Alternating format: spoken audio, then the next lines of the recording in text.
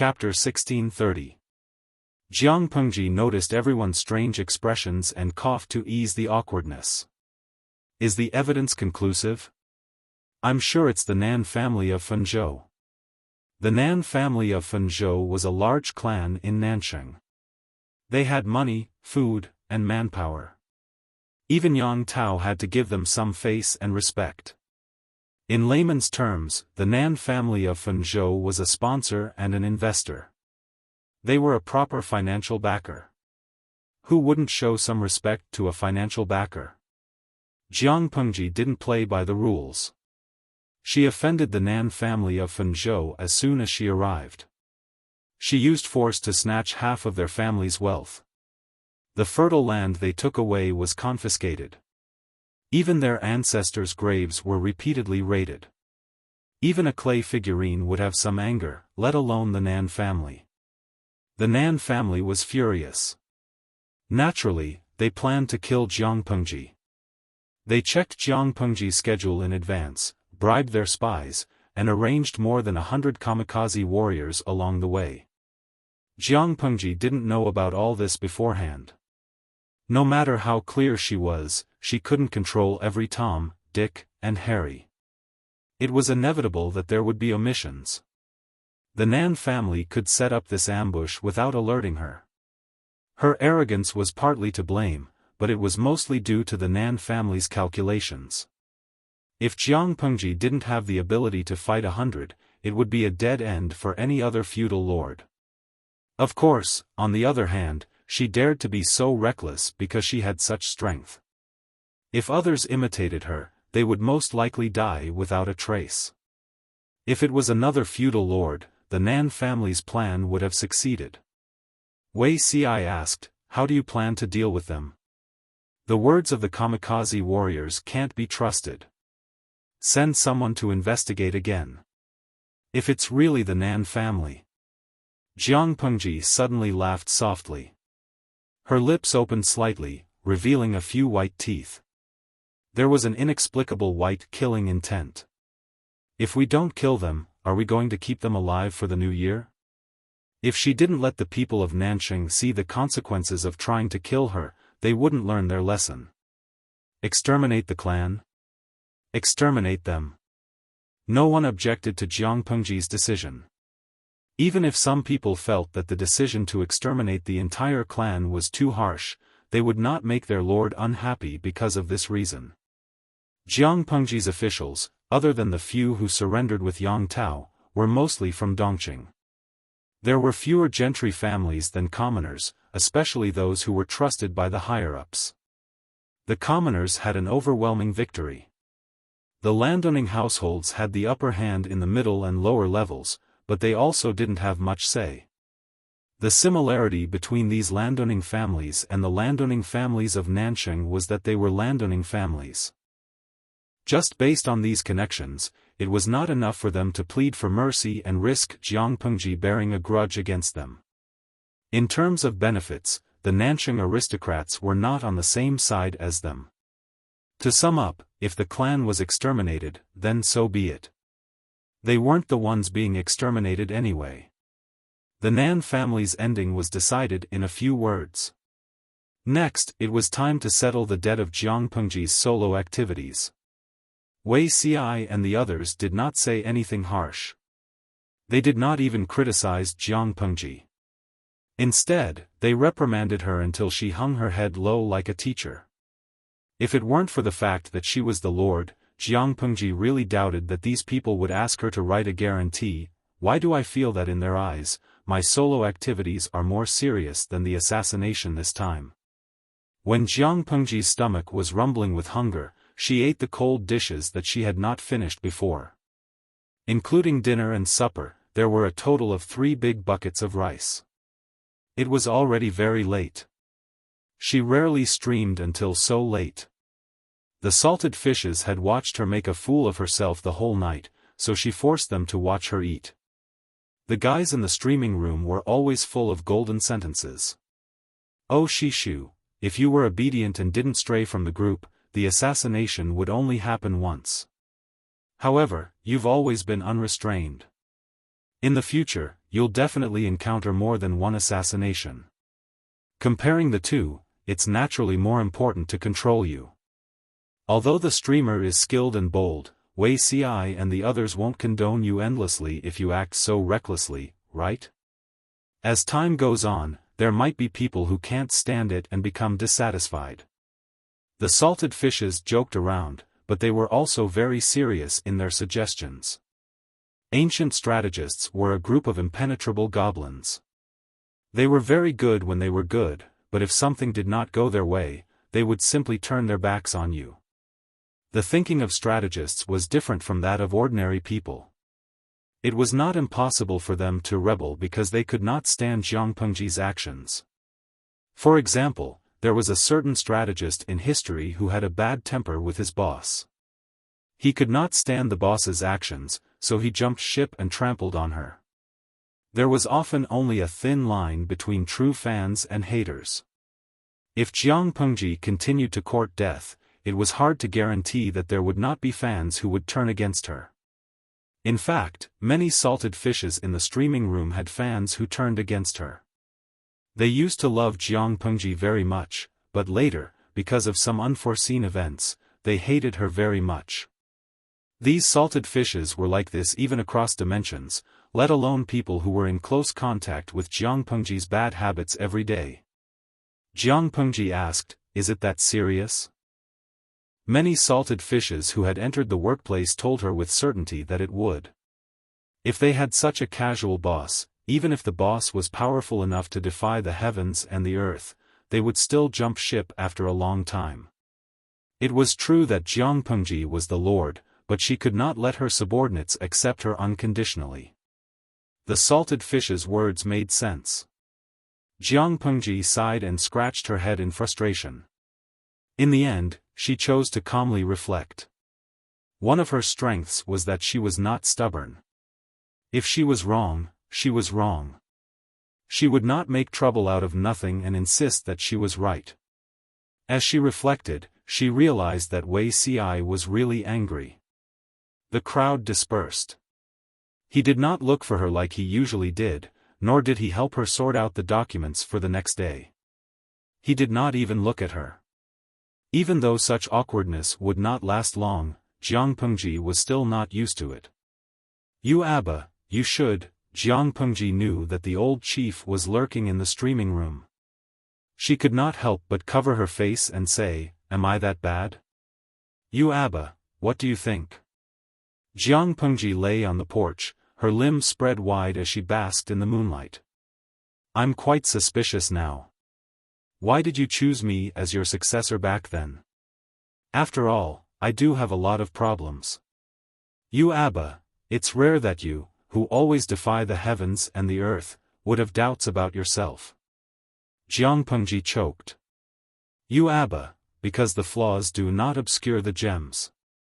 You do have a lot of problems, but the 7th Legion is a combat legion, not a logistical legion. The main role of the legion leader is to command and motivate the troops. Didn't you do that well? I didn't ask you to become one with the soldiers or love them like your own children, right? You just have to lead them to victory on the battlefield." "But," Jiang Pengji said, "that way, I can be the commander of a combat legion, but I can't become the marshal, right? Your Abba, thank God. At least you know your place." Jiang Pengji could not help but facepalm. "I suddenly realized something. You once said that this was a test for me to inherit the position of marshal. If I only captured the system and made a great contribution, but my personality didn't change, I would only be rewarded with a great contribution at most. Wouldn't the position of marshal still be mine? You Abba, congratulations, blind student. You've discovered something." Jiang Pengji was speechless. For all, who was the one who painted a big picture for me?" Chapter 1631. Your Abba, do you think you're still a toddler learning how to walk? Do you need someone to teach you everything? There were some things that would only be effective if they had experienced it themselves and made up their minds to correct it. The Federation does indeed want to nurture you, but if you don't live up to expectations, it's not like they can't do without you. Besides, I've been retired for so many years, I don't want to get involved in the Federation's affairs anymore. Jiang Pengji was speechless. What he said made so much sense that she had nothing to say in response. Your Abba, this is indeed your chance, but you can't blame anyone if you can't take it. The old chief was the same as before. Jiang Pengji sighed softly and looked at the starry sky without saying a word. She really needed to reflect. Your Abba, it's not your fault. After all, Jiang Pengji was the successor that she had chosen herself. The old chief was patient with her. She was also clear about Jiang Pengji's strengths and weaknesses. It was not a problem for her to be the head of the army. Regardless of hardware or software, Jiang Pengji was considered top-notch. However, if she went one step further, her original advantage would become a disadvantage. If Jiang Pengji took the opportunity to reflect and correct herself, her future would be bright. What's not my fault? Your Abba, there's a huge difference between the commander of a combat army and the marshal of the Federation. It's normal that you're not used to it. Jiang Pengji scratched her head. She was suddenly curious. The old chief should be the most suitable candidate for the next marshal, right?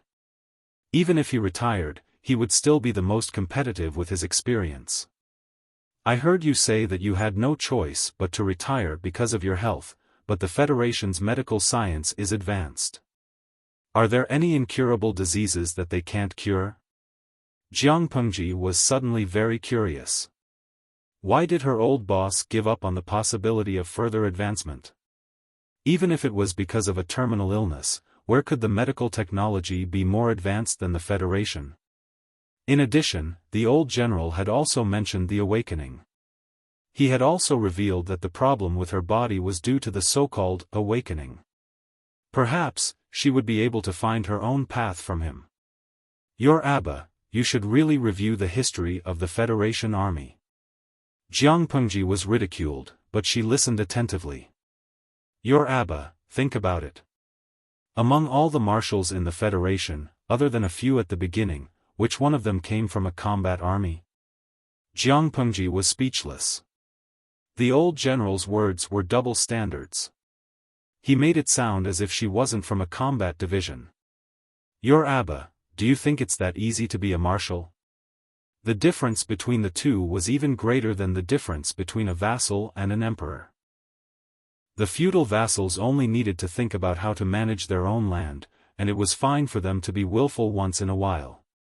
However, as an emperor, he had to consider all the people in the world. Every decision had to be carefully considered, because it could affect the fate of countless people.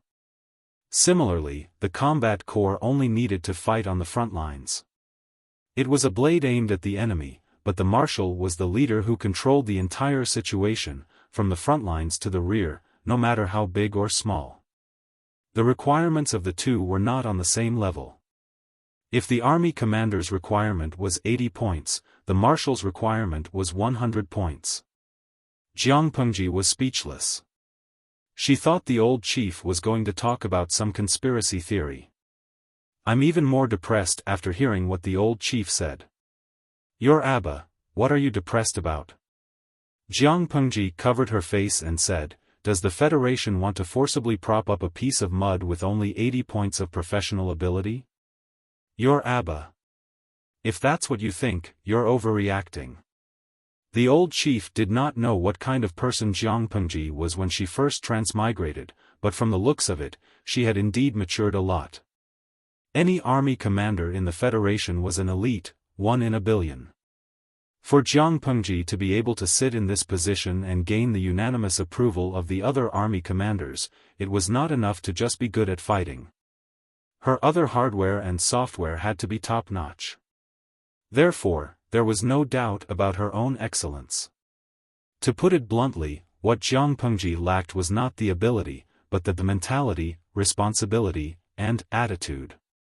If these were complemented, and the Federation trained and polished her for a few years or more, she would basically be qualified to be a marshal.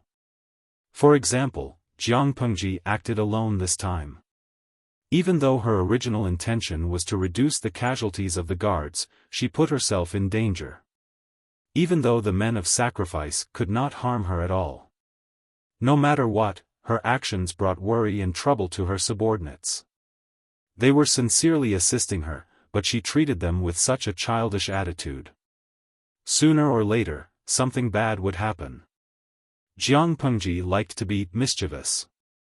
An appropriate amount of mischievous would make people feel closer to her, but excessive mischievous would only make people feel disgusted. If she could change for the better, curb her bad habits, and do things with more of a superior's demeanor, it would be considered a blessing in disguise. After reflecting for a long time, the old chief heard Jiang Pengji say one sentence. Sigh, Zixiao must be annoyed. Can you teach me how to coax him? You Abba, get lost. Quickly get lost. He doesn't learn from his mistakes and doesn't learn his lesson. The Federation will be doomed if we entrust him to this kind of person. Seeing the old chief fly off the handle, Jiang Pengji laughed heartily. It was as if the depression in her chest had disappeared without a trace. She lay in the corridor outside the room and slept for the whole night. In the morning, she was woken up by the maid. Why did I fall asleep here? Jiang Pengji opened her eyes in a daze. The bullet screen in the streaming room woke her up instantly. She forgot to turn off the streaming room last night. 5 million salted fish just stared at her for the whole night. The bullet screen was full of all kinds of complaints. What annoyed her the most was a particular bullet screen. These salted fish watched her sleep to see if she would freeze to death. Where were the promised fans? Each of them was more dedicated than the anti-fans. Jiang Pengji looked at the bullet screen and had an idea. She rubbed her nose and sneezed. Her eyes quickly became misty. My head is a little dizzy. I feel like the world is spinning. She didn't like people guarding outside the bedroom door when she slept. Most of them were outside the courtyard. Therefore, no one realized that Jiang Pengji slept in the corridor the whole night. It was very normal for her to fall sick in such a cold weather. That's right. She planned to use the trick of injuring herself to gain sympathy. Life was like a drama. It all depended on one's acting skills. Jiang Pengji was as strong as an ox. She had never been sick since she was young, but it didn't mean that she couldn't pretend to be sick. During her years as a genetic warrior, disguise was a compulsory course to assist in some assassination missions. Relying on her exquisite disguise, even the doctor was fooled. Wei Xi and the others rushed over the moment they heard the news. Of course, Jiang Pengji wouldn't say that she slept outside in the middle of the night. She only said that she caught a cold when she woke up. The first reaction of Wei Xi and the others was to question her. When they saw that she was so sick that her face was flushed and her eyes were bloodshot, their words were stuck in their throats. The salted fishes were dumbfounded by what they saw. Doesn't the streamer's conscience hurt to lie to the little angel? It turned out that pretending to be sick and weak was very effective. Everyone had some opinions at first, but now they were worried about her. Chapter 1632. A cold was something that could kill a person if it got serious. If Jiang Pengji did not die in the hands of the men of sacrifice, but instead was beheaded by a cold, it would be too ridiculous. Yan Lin frowned. Zhengzi, don't you think this cold came at the right time? As long as Jiang Pengji handled it properly, the matter would be resolved in the blink of an eye. Yang Tao said, how could she pretend to be sick in front of so many doctors? It's just a minor illness. Who doesn't take some medicine? Yan Lin shook his head. Anything ordinary feels unnatural when it comes to this person. Just as Yang Tao had said, the kamikaze warriors had not harmed her at all, but she had fallen sick that night. Yang Tao laughed. Once bitten, twice shy. Lu Lanting is not that evil. Don't worry, she's human. Yan Lin rubbed his brows and said in a low voice, maybe I'm overthinking. Xiaoyang's suspicions are reasonable. Lu Lanting was ambushed in the morning and fell sick the next day. If the Nan family of Fan Prefecture hears about it, they will probably think that it's a cover-up. If they get caught because of this, the Nan family will not die a wrongful death. Yan Lin could not help but look at his friend. Not bad, this analysis actually made sense. Whether Lu Shi is really sick or not, the Nan family is doomed, Yan Lin said in a low voice. Lu Shi pretended to be sick and led his troops to attack Huang Song's rear. Now he's sick and the Nan family is digging their own grave. What a coincidence. Yang Tao could not help but ask, Xiaoyang, why do you call him by his name in private? Yan Lin said, I'm not the only one. Xian Su and a few of Yang Tao's old officials called him Lord Lu in public, but they still called him Lu Shi in private. Why? It was all because of Yang Tao. It was just a title. As long as Yan Lin and the others were not disloyal, Jiang Pengji would not hold it against them. Yang Tao said, I'm worried about you. Lu Lanting is sometimes broad-minded, but sometimes she's narrow-minded. Yan Lin's heart warmed. He smiled and said, I know what I'm doing. I won't give her a chance to do anything. Whether in the past or now, Yan Lin's interests were tied to Yang Tao's. Jiang Pengji had hurt Yan Lin and weakened Yang Tao. Yan Lin would never allow that to happen. At the same time, Wei Ci, who had been in a one-sided, cold war with Jiang Pengji for the whole night, blew on the boiled medicine to cool it down and brought it to her. Jiang Pengji couldn't help but feel the bitterness on her tongue when she smelled the medicine, but she couldn't do anything about it.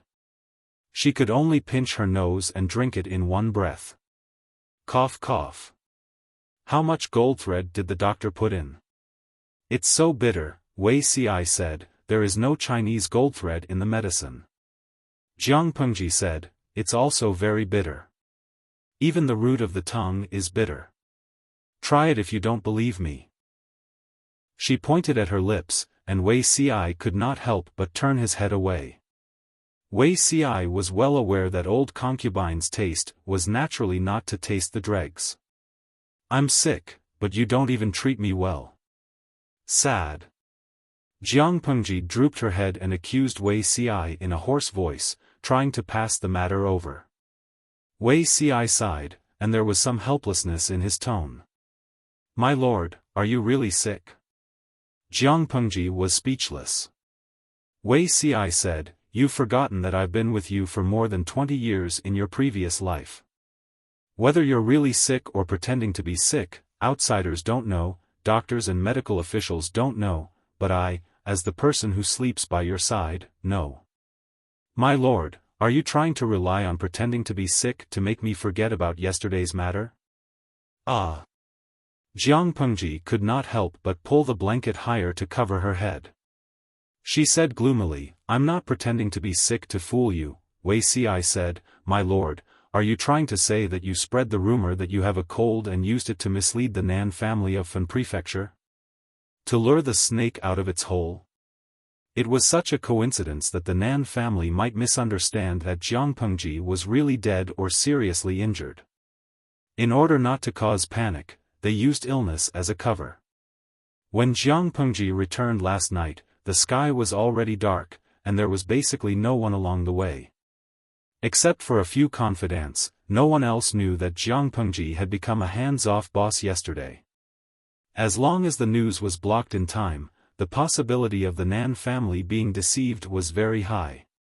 But Wei Ci dared to guarantee with his head that this was definitely not the main reason for her pretending to be sick.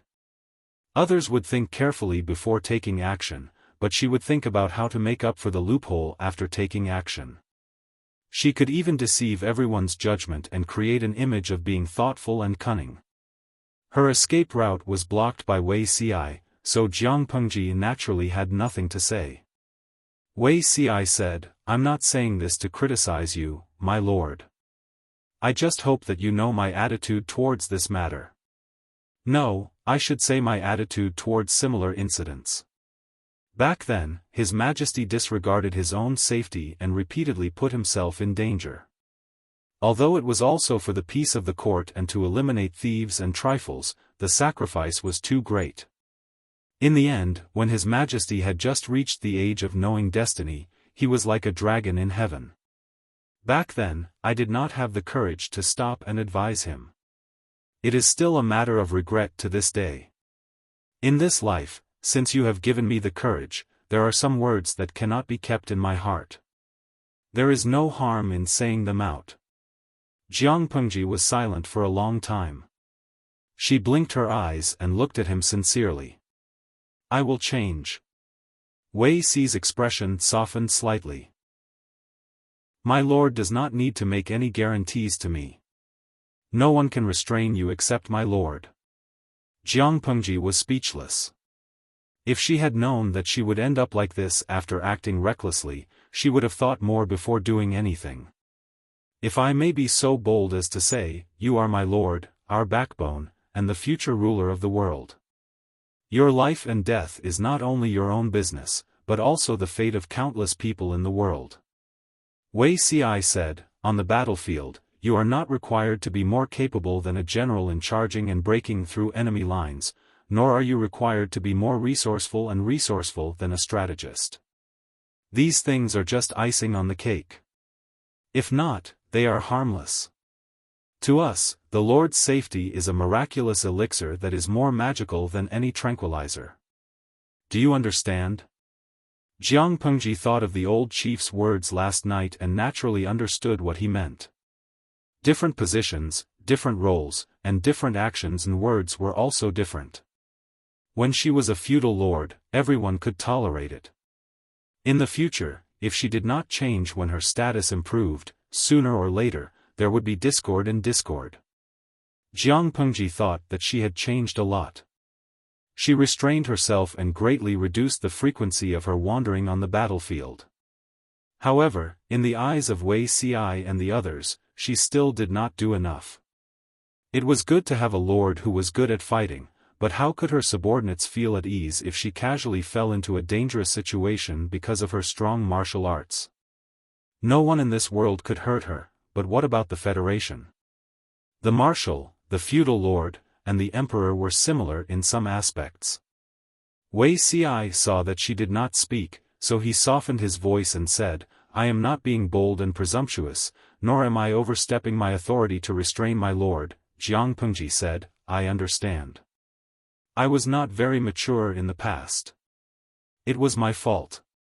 You were just advising me bluntly. Chapter 1633.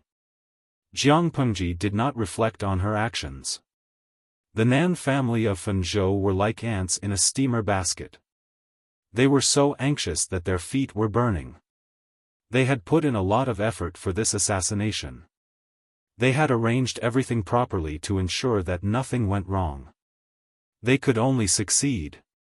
That's what they said, but Lu Shi is very skilled in martial arts. I heard that he has the protection of a miracle. I don't know if those men of sacrifice can succeed. The head of the Nan family was very confident, but his brother did not think so. He had been anxious for a few days.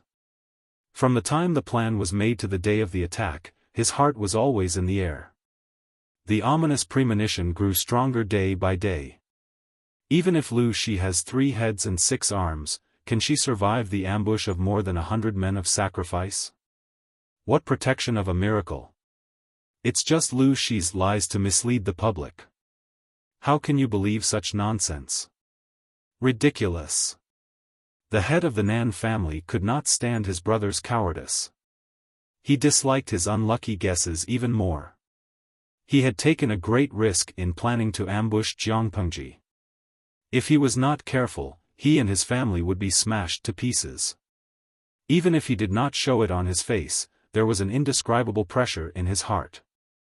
It was suffocating. His brother did not know how to share his burden. Instead, he was cheering for the enemy. Elder brother, I didn't mean that. The elder brother, who was almost 50 years old, glared and asked sternly, if you didn't mean that, then what did you mean? The younger brother was speechless. He knew that his elder brother would not listen to him. He could only accompany him to wait for news. More than 100 men of sacrifice had been sent out. It was like an arrow on a bow. It was too late to say anything. For the hundreds of years of inheritance of the Nan family of Fenzhou, he could only pray for the success of the ambush. As long as Jiang Pengji died, the forces gathered by her would fall apart. The external threat would be easily solved. In this way, not only could the Nan family take revenge, but they could also take advantage of the chaos to rise. The hatred between Jiang Pengji and the aristocrats of Nansheng was not ordinary. First, there was the grudge of digging graves and disturbing the ancestors. Later, there was the hatred of confiscating family property and plundering tenant farmers. The loss of money was nothing. They could earn it back in the future. But the loss of face and status could not be forgiven. The Nan family of Fan Prefecture was also a prestigious family that had existed for hundreds of years. How could they tolerate a bunch of scum peeing on their heads? What Hejianlu family? They were just a small family that couldn't be shown in public and didn't have much of a foundation. They really thought too highly of themselves and even dared to call themselves a landowning family. Ever since Jiang Pengji entered Nansheng, everything she did made the aristocrats of Nansheng detest her from the bottom of their hearts. How are these landowning households? They're clearly shameless bandits. Take the loss of the Nan family in Fan Prefecture as an example. Jiang Pengji not only sent people to dig up a large number of gold and silver artifacts buried with their ancestors in their graves, but also took away the wealth they had accumulated. She also used force to take away their tens of thousands of fertile fields. Even if the Nan clan had used all sorts of methods to seize these fertile lands from the hands of the common people. However, once the things were in their pockets, they belonged to them. If Jiang Pengji snatched them from their hands, she would be a bandit. It was easy to imagine what his future would be like if he were to make a living under the noses of such a feudal lord. Those who strike first gain the upper hand and those who strike later suffer the calamity. The Nan family, whose fundamental interests were touched by Jiang Pengji, finally took the risk out of desperation. Reporting, First Master, Second Master, there's news. The Nan brothers anxiously waited for the news. They waited from dusk until the moon was in the middle of the sky. Finally, they received the secret report from the housekeeper. Lu Shi is dead? The housekeeper calmed his rapid breathing and said excitedly, Lu Shi caught a cold and is seriously ill. He won't see anyone. Cold? The master of the Nan family curled his lips into a cold smile. He caught a cold at this time. Is it true or is he trying to cover it up? He didn't fall sick earlier or later, but he fell sick after the men of sacrifice took action. Only a fool would believe that. Oh yes, has the men of sacrifice returned? He didn't let the pleasant surprise get to his head. Instead, he asked about the whereabouts of the men of sacrifice. If the men of sacrifice also said that Jiang Pengji was dead, then she was really dead. They haven't returned yet. The housekeeper suddenly lowered his voice and said, however, this matter is most likely successful. The master of the Nan family asked, what do you know? The housekeeper explained in detail in his ear and analyzed. According to the news, Yang Tao and his guards stayed outside for a long time before returning. They looked hurried and solemn. I think it's most likely that Lu Shi was careless and went out to hunt without anyone with him. He was ambushed by the men of sacrifice. The men of sacrifice in the manor are all elites, but Yang Tao and the others can't be underestimated. For safety reasons, it's normal that the men of sacrifice didn't report back immediately. The most powerful lord in the world was assassinated. The news would definitely shake the entire 9 prefectures and 4 seas. For the sake of his own life, Yang Tao couldn't let the ambushed men of sacrifice go. He would definitely search all over the mountains and plains. For the safety of the Nan family, the men of sacrifice had to shake off their pursuers. It would take a lot of time to go back and forth. This matter shouldn't be publicized. Send someone to inquire again. The next day, Jiang Pengji was still nowhere to be seen. It was as if the lord who skipped work for 6 to 10 hours a day had vanished into thin air. Not only had Jiang Pengji vanished into thin air, but the reactions of Yang Si and the other important officials were also very strange. It was as if a storm was brewing. Various details were laid out in front of him. The master of the Nan family completely believed that Jiang Pengji was dead. Now that Lu Shi is dead, what's the use of Yang Si and the others sealing off the news? The master of the Nanching family sneered harshly. Lu Shi has no children. He's an old and widowed woman.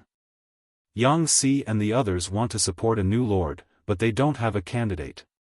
There are hidden dangers within, and there's an Shui outside. He snorted coldly. He seemed to have guessed that Jiang Pengji's death couldn't be kept under wraps and that the forces under her would fall apart. The Nan family didn't pin their hopes on an Shui. Their previous cooperation proved that an Shui was also a fraud. It was better to rely on oneself than on others. Rather than placing heavy bets on an unreliable person, it was better to rise up on their own. The Nan family secretly contacted a few aristocratic families that were on good terms with them and plotted in secret. At the same time, they sent people to quietly spread the rumor that Jiang Pengji might have died. They used this to shake the morale of Yang Si and the others. Therefore, similar rumors quietly emerged in the teahouses and taverns. The Water Army didn't immediately say that Jiang Pengji was dead. Instead, they disguised themselves as passers-by and asked her where she had been recently. She hadn't been seen for so long. Could something have happened? The other Water Army took the opportunity to take over the topic and slowly set the pace.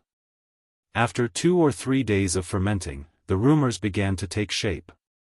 Seeing this situation, Yang Si smiled and teased Wei Ci. Zixiao has met his match. Wei Ci said, there's no evidence. His methods are clumsy. Yang Si was speechless. He was indeed the chief coach of the Water Army, Wei Zixiao. His words were domineering. Are we just going to ignore it? Wei Ci said, as long as my lord appears in front of people, such rumors will fall apart on their own. There's no need to pay attention to them. Yang Si rubbed his chin and said, the Nan family took action without any evidence. Aren't they afraid that it's a trap? A cornered beast will do something desperate. Wei Ci said, whether it's a trap or not, the Nan family is determined to send people to ambush us. There's no room for negotiation. If it were Wei Ci, he would also be afraid that a long delay would bring trouble. The Nan family's choice was very normal. It was right to leave the matter of rumors to Yang Si. Yang Si didn't care much about it. He was more curious about his lord's changes in the past 2 days. He suddenly asked, is there anything wrong with my lord? What's wrong? Wei Ci asked. Yang Si pointed to his head and said with a solemn expression, everything is wrong. It's as if she's a different person. My lord has been diligent in her administration these days. I wouldn't dare to do this even in my dreams. Zixiao, say, could it be that the lord has been possessed by some wild monster? Chapter 1634. Before Wei Tsong was imprisoned in the back mountain of the imperial mausoleum, he had once been a flirtatious youth. He could still remember those years when the mountain flowers were in full bloom. Young men and women chatted happily, drinking elegantly or chatting merrily. They were full of youthful spirit. The night wind rustled the curtains. Wei Tsong leaned against the side of the table and slept lightly. He gradually fell asleep. Today's dream was unusually colorful. Everything became clear. He looked at the contents of the dream and vaguely remembered that this was the Golden Scale Academy.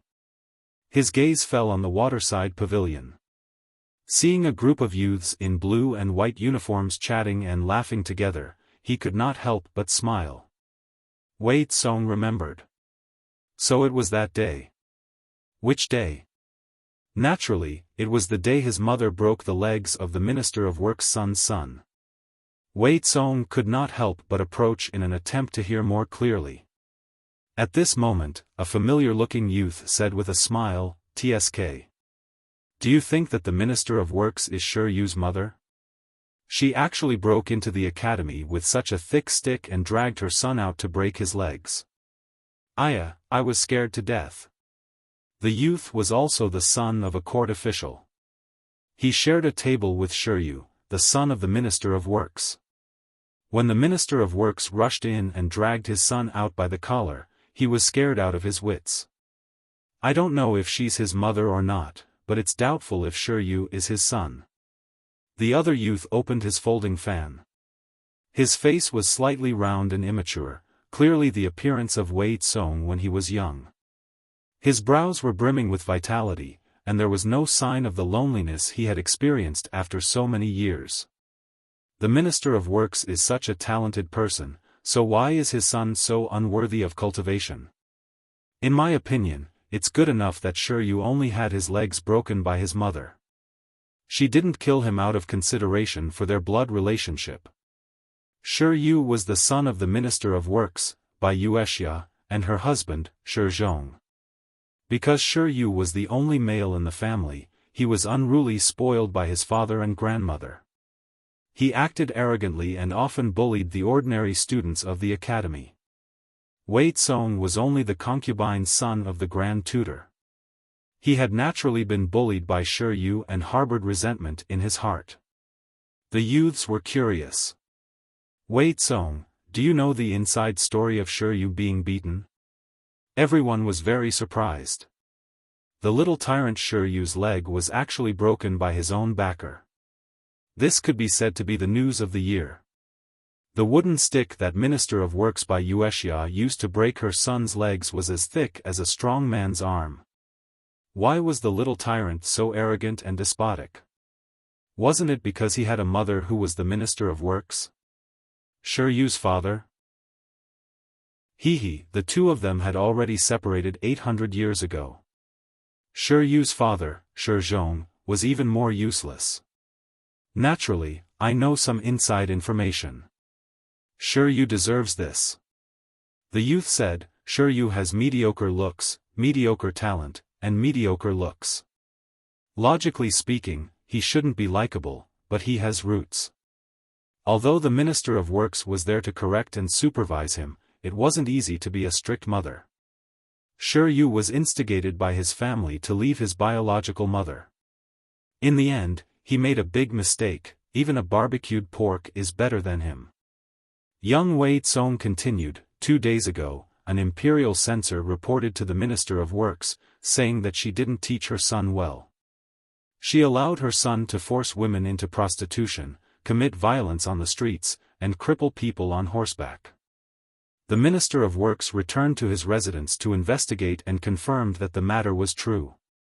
In a fit of rage, he beat his son with a rod. "How did you know this news?"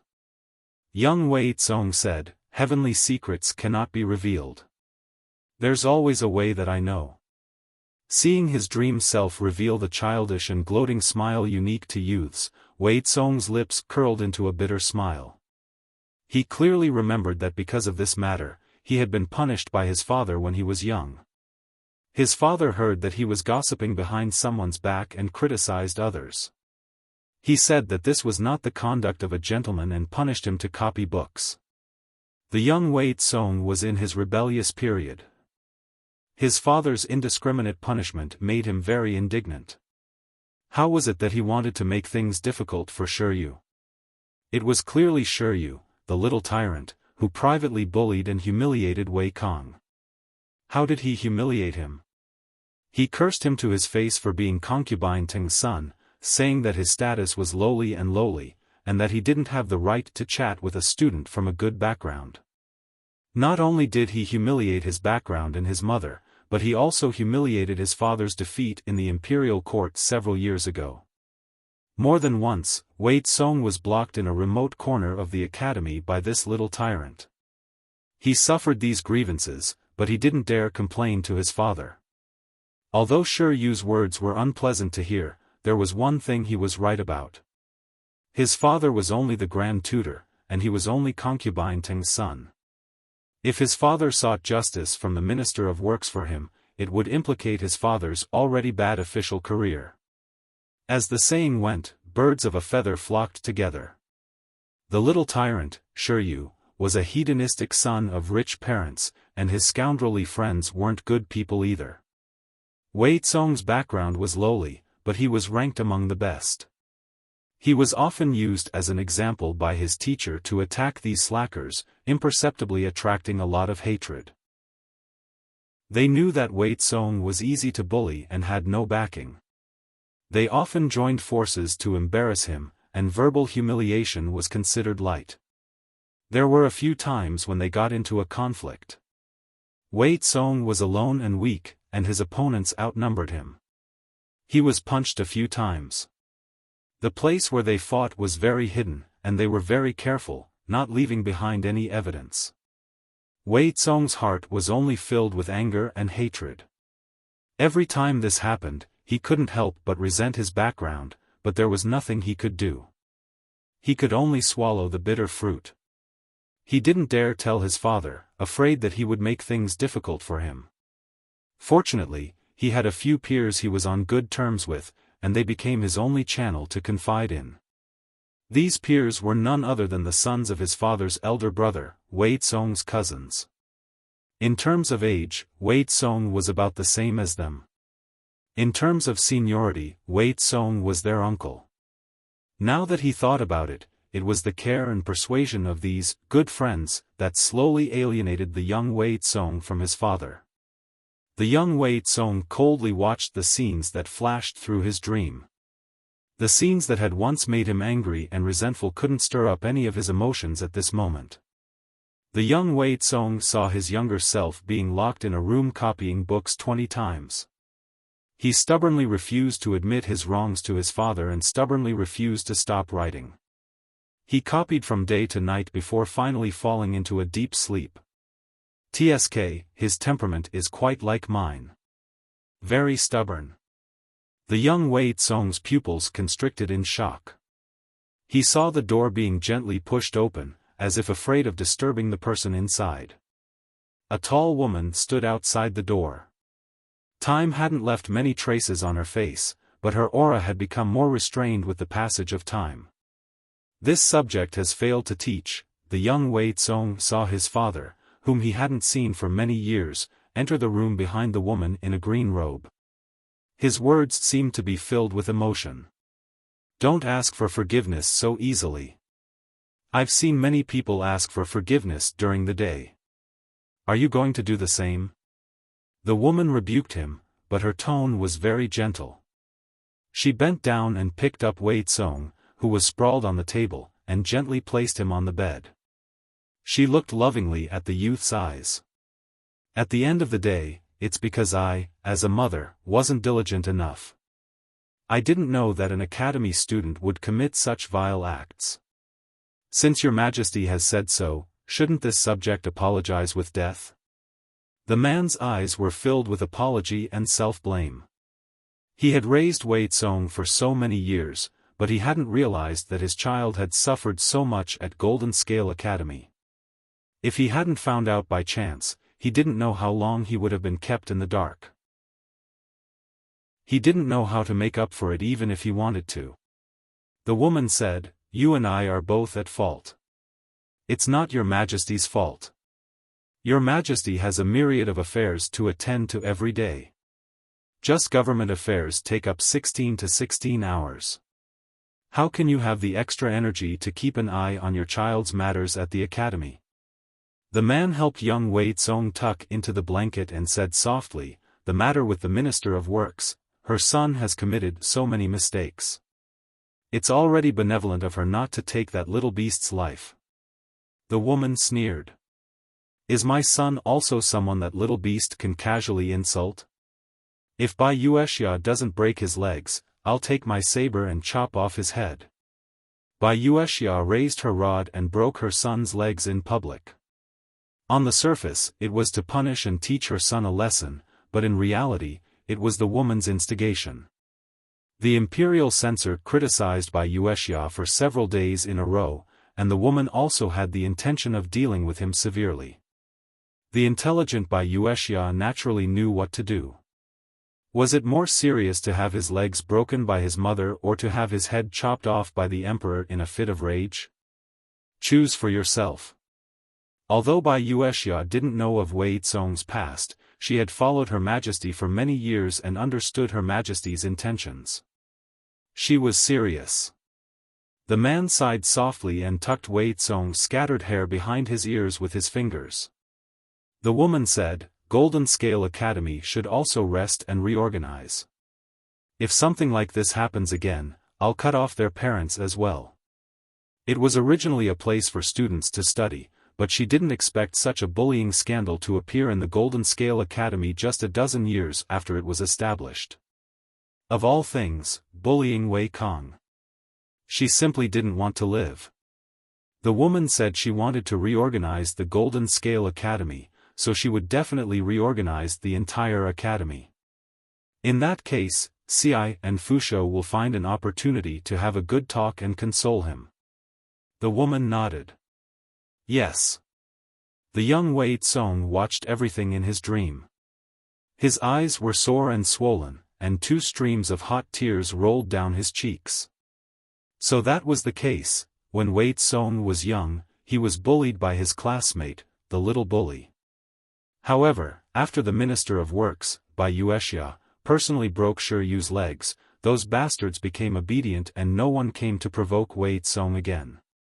At that time, Wei Tsong naively thought that Bai Wuxia's actions had a deterrent effect. So this was the truth. His mother was busy every day, yet she still took time out of her busy schedule to help him vent his anger. His father had also tried to talk to him and console him. However, the young Wei Tsong was willful and rebellious. He had long been instigated and bewitched by others, so he couldn't listen to his father's nagging and lecturing. If he could turn back time, he wouldn't have said those hurtful words to his sister, nor would he have been instigated to harm his parents. Vaguely, Wei Tsong heard a familiar call from the horizon. He struggled to open his eyes and found Ning Wanyue kneeling to the side, looking at him with concern. Wanyue? What happened? Wei Tsong heard his voice hoarse, and his face was wet. Was Langjun a nightmare just now? Ning Wanyue used a handkerchief to wipe away the tears on his face. Wei Tsong lowered his head and leaned on her shoulder. The candlelight elongated the shadows of the two snuggling together. Chapter 1635. Jing Rong, do you have the guts to tell this to the Lord? Just because the Lord was diligent in governing, they suspected that she had been possessed by a wild spirit. Wasn't this indirectly saying that the Lord had been too lazy in the past? Even if Yang Si was telling the truth, the Lord did not like to hear it. If she really knew about it, Wei Si was worried that the weeds on Yang Si's grave would be 3 feet tall. I don't have the guts. I don't dare to do it. I was wrong. Yang Si quickly waved his hand. His desire to live had once again saved his life. Wei Si said, My lord has grown up. It's our good fortune. In his previous life, His Majesty had only started to work diligently after he had ascended to the throne. He was like a student who had wasted a whole summer vacation and was frantically rushing to finish his homework in the last few days. He had started to change early in this life, so he expected that his future situation would be much better than his previous life. At the very least, he would be able to avoid alienating his subjects to the greatest extent. Wei Si's sentiments came from the bottom of his heart, but Yang Si could not help but ridicule his prehistoric power. Grown up? The age at which people of the same age are going to propose marriage for their children? Yang Si glanced at Wei Si with a strange look in his eyes and smiled awkwardly. Grow up. Lord is getting old at this age. Wei Si, there was no need for his lord to make a move. He wanted to send Yang Si to paradise now. Even though Jiang Pengji always said that she was a slacker in her studies and that her cultural courses were the lowest among all the commanders, it did not mean that she was the slacker in everyone's impression. Sabanin, Peking University is still alright, said that Peking University was still alright, so was Peking University really just still alright? To ordinary people, it was still an existence that they needed to look up to. Similarly, when Jiang Pengji said that she was a slacker, it was only in comparison to people of the same level. Once she started to correct herself, everyone would be able to experience the crushing power of their lord in all aspects. Yang Si and the others were happy for less than 2 days before they complained incessantly. Jiang Pengji could usually finish the government affairs that normally took 3 days. What should she do with the remaining time? Naturally, it was to bring forward the matters that would happen in the next 4 or 5 days. As Jiang Pengji's subordinates, Yang Si and the others had to keep up with the pace. The faster the pace, the more pressure they were under. At this moment, Yang Si, Feng Zhen, and the others missed the days when their lord was a hands-off boss. Since her lord was a hands-off boss, she didn't delay her work. Now that she was in her workaholic mode, she was practically going to f*ck someone to death. In the past, I indulged myself in pleasures and neglected government affairs. Fortunately, you did not abandon me and have been tolerant until now. From now on, I will not disappoint you. Jiang Pengji's words were a positive promise. Not only did she admit that she had been distracted by playfulness, but she also promised that she would change.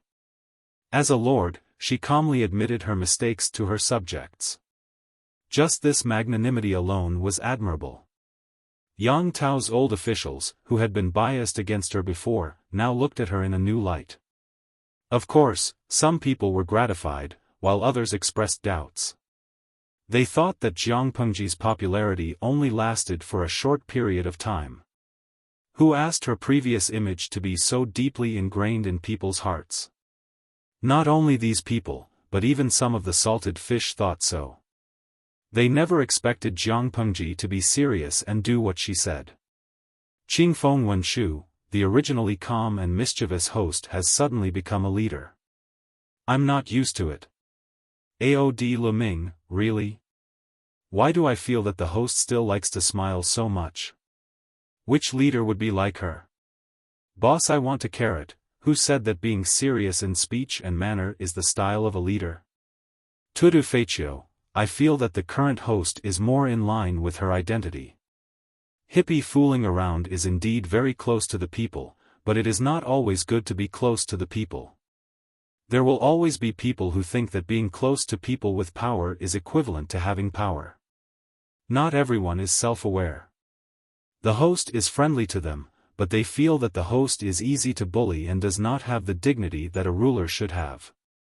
Once the subjects feel that the ruler has lost his dignity, they will overstep and even trample on him.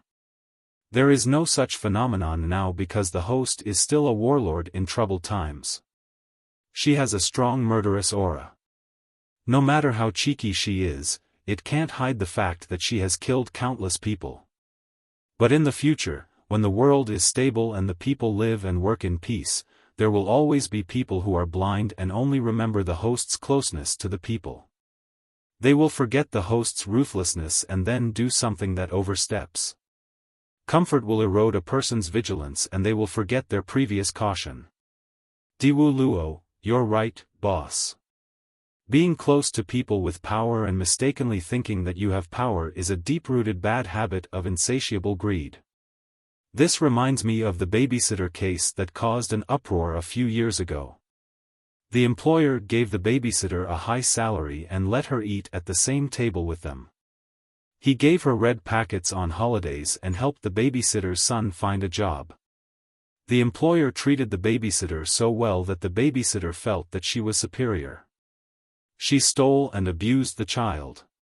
In the end, because of a conflict, she wanted to kill the employer. She brought people to rob and kill the employer. There are countless similar cases. On the whole, the idle people were mostly supportive. Jiang Pengji gathered her thoughts.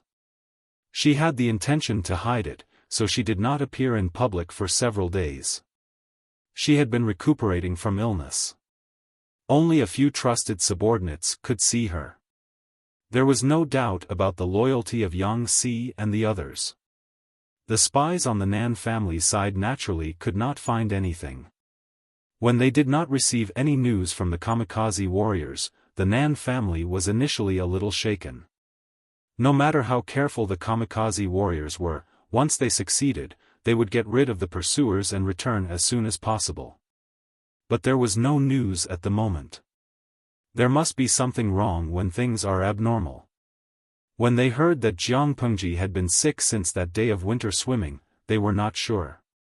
Their hearts were like wild grass straddling the wall, swaying left and right. The news of Jiang Pengji's death in an ambush among the people became more and more intense.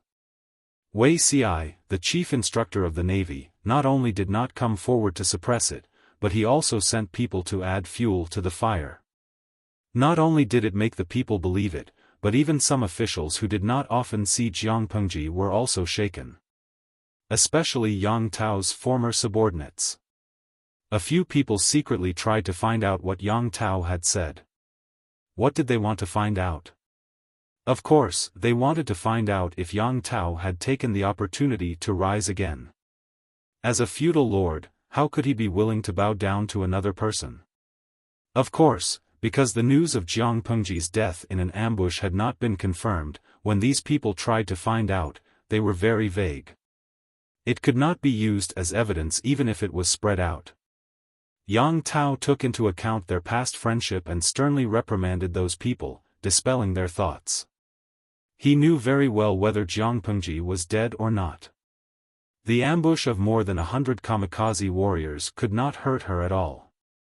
If they had any ulterior motives under her nose, they would not even know how they died.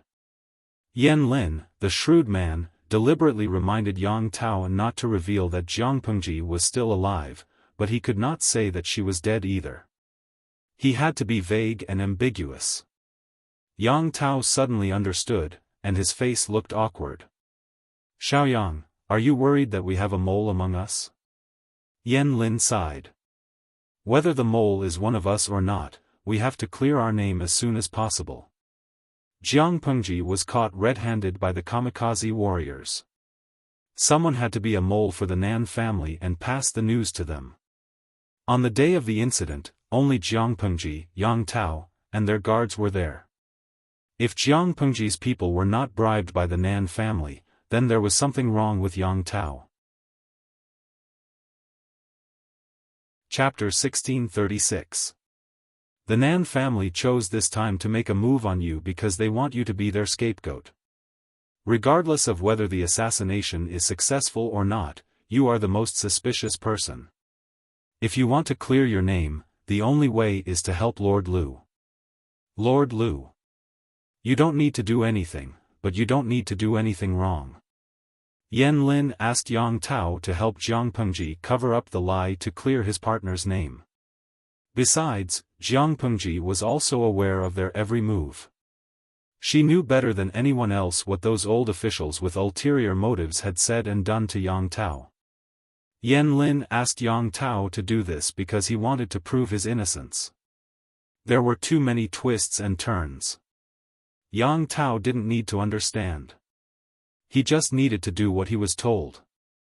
Yan Lin would take care of the rest for him.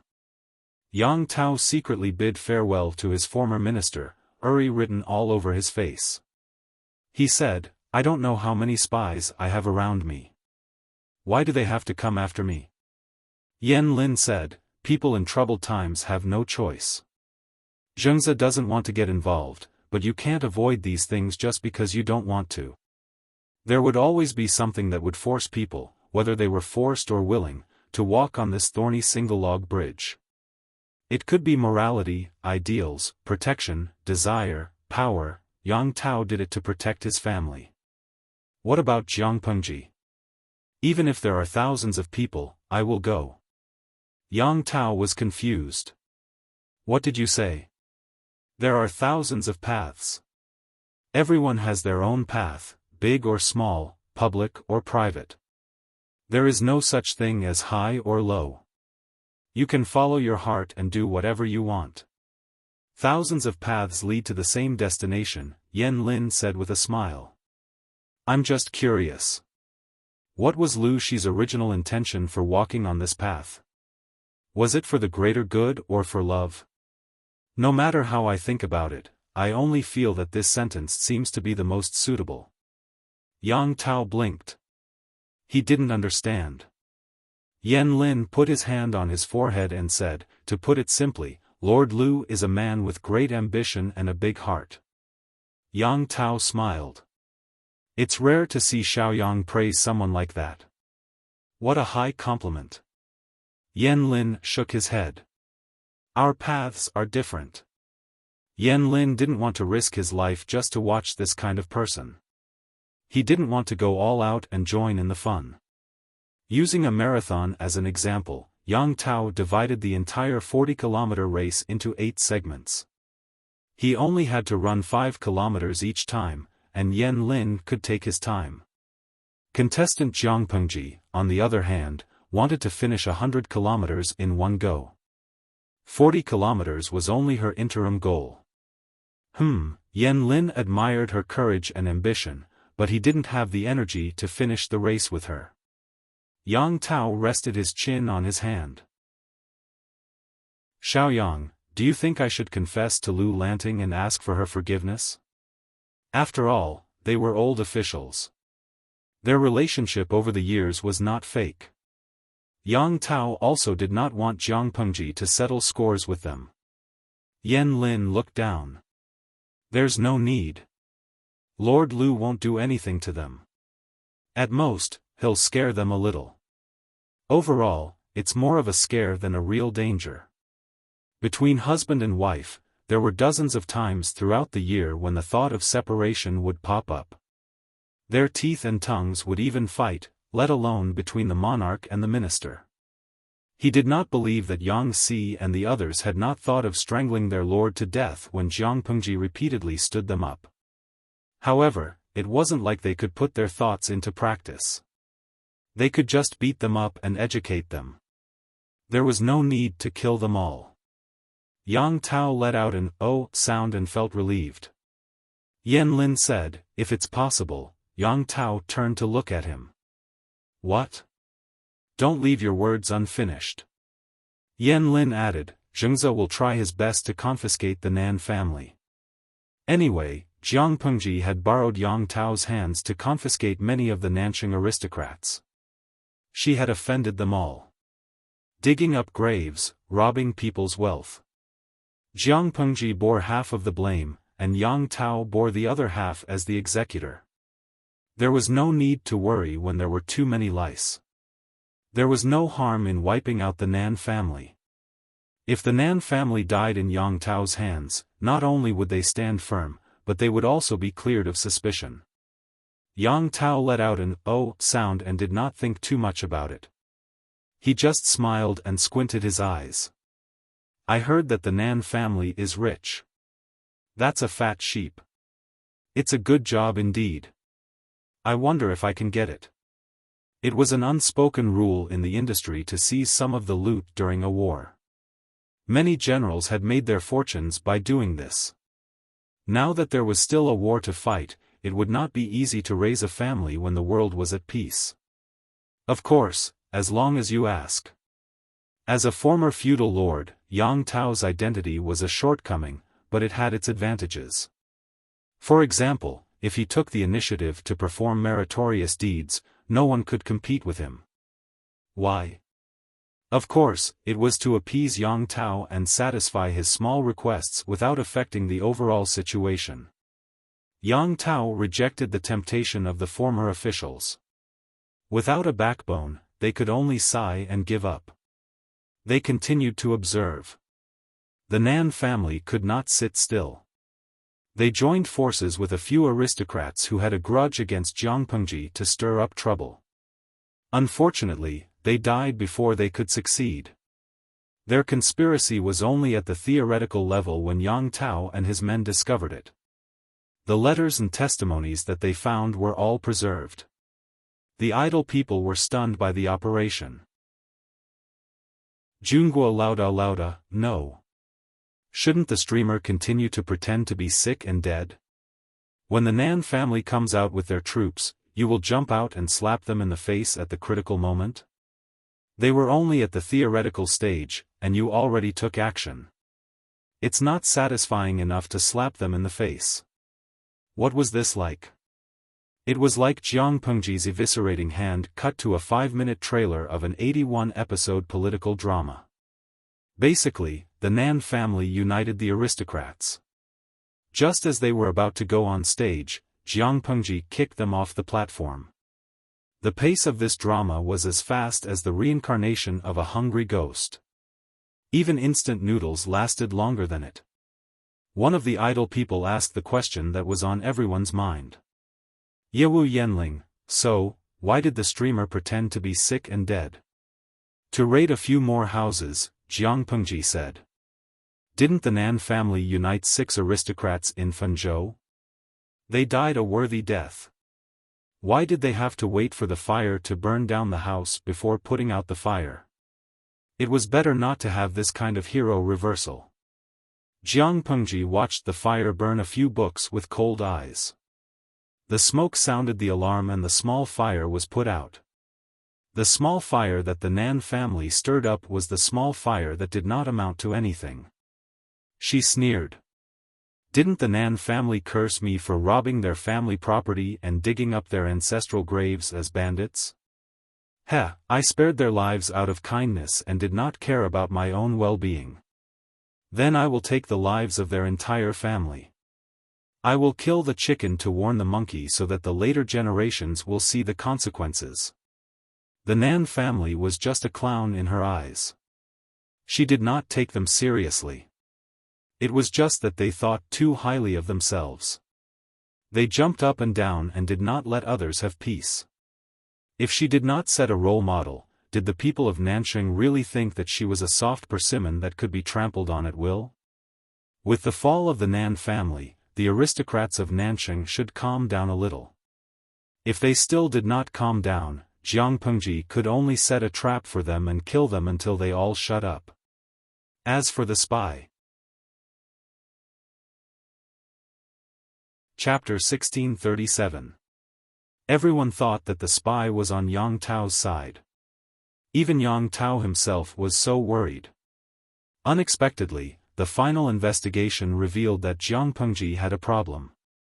The spy bribed by the Nan family was not a trusted official.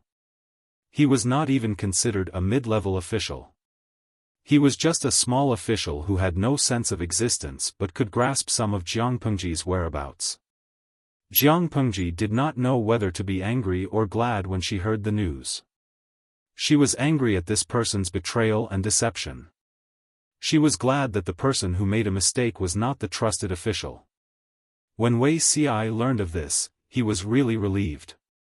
Although the emperor in the previous life was different from the lord in this life, the nature of the two was still the same. They hated betrayal the most. If a small character betrayed her, then so be it. The Lord's anger was like a storm that would stop after a while. If the spy was a familiar face to the Lord, then there would be no end to this matter. She would deal with it extremely ruthlessly. A typical example was Su Ke's rebellion in the previous life. After 2 or 3 years of allegiance, no one expected this rebellion. The impact was also quite far-reaching. When the emperor mentioned Su Ke in his later years, he still hated him and had the urge to dig his grave and flog his corpse. It was difficult for the emperor to raise troops in the previous life, but he did not suffer many losses. It could be counted on one hand. The one that left a deep impression was when Qiguanrang assisted the old lord, Prince Changsho. When the emperor was at the front line, he led the troops and almost destroyed the emperor's nest. The other time was when Su Ke secretly instigated several middle-level generals to rebel. When the emperor was in a stalemate with the enemy, he used false information to trick the emperor into leading 500 soldiers into Jinqichuan. There were still 7,000 soldiers lying in ambush in the Jinqichuan valley. Su Ke had planned for this for a long time. His plan was flawless. When everyone discovered the rebellion and led troops to reinforce the emperor, a day and a night had passed. Tsk.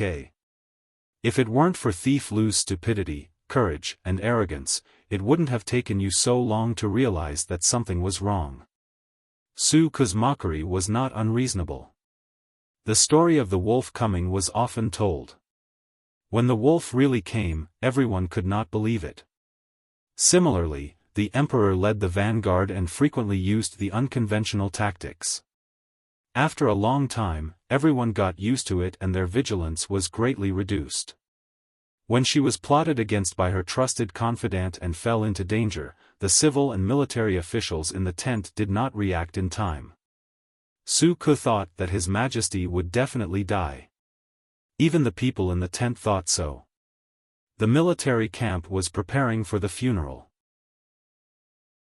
Unexpectedly, the people searching for His Majesty's body followed the bodies of the rebels and found His Majesty sitting in a daze in the middle of a mountain of corpses and a sea of blood. Wei Xi had never seen that scene before, but he could imagine it from someone else's retelling. From the valley to her feet, the short distance of 1,000 feet was filled with countless broken limbs and remains. Blood gathered into a blood-red trickle. The pool of blood converged in one place, and the yellow mud on the ground could not absorb all of it in time. His Majesty, who had always been high-spirited, showed a rare look of disappointment. His eyes were red and bloodshot. Su Ke betrayed us? Qiguan Rang replied in a low voice, yes. Death by 1,000 cuts. His Majesty took a deep breath and added expressionlessly, I'll do it. Qiguan Rang asked her, My lord, you don't need to bring Su Ke here for interrogation. Why did he betray us? Betrayal is betrayal. When he did this, he was already a dead man.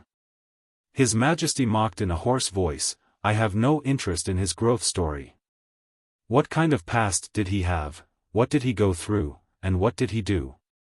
Is this the reason why he betrayed me? Qiguan Rang was silent. Even if I don't interrogate him, I know why he did this. It was most likely for his old master. His Majesty sneered and said, he was so loyal to his old master, so I fulfilled his wish. He was willing to plot for his old master for many years to assassinate me, so he was also willing to bear the punishment of death by 1,000 cuts for him, right? Of course, in the end, Su Ke did not die by 1,000 cuts, but he was killed by His Majesty herself. His corpse was hung in Jinqichuan and could not be buried. The generals who accompanied Su Ke were not so lucky. They were almost all killed by His Majesty in one breath. His Majesty reprimanded whoever pleaded for them. During that time, everyone was in danger. Even if the counselors tried to persuade her with emotion and reason, telling her that killing so many generals at once would cause her to lose a lot of strength and ask her to think twice, they still did not have the determination to save His Majesty. His Majesty was determined to kill this group of rebels and traitors even if he was willing to suffer a great loss of strength. Wei Xi remembered that after the Jiang dynasty was founded, a few officials who were on good terms with Su Ke wanted to take advantage of His Majesty's good mood to ask for mercy so that Su Ke's corpse could be buried. In the end, those officials were reprimanded by His Majesty. They were all ordered to be suspended from their duties and go home to reflect on themselves for 2 months.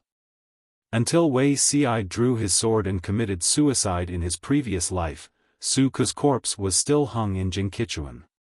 From this, it could be seen that His Majesty's attitude towards the betrayal of a trusted official was that he would bear a grudge for a lifetime.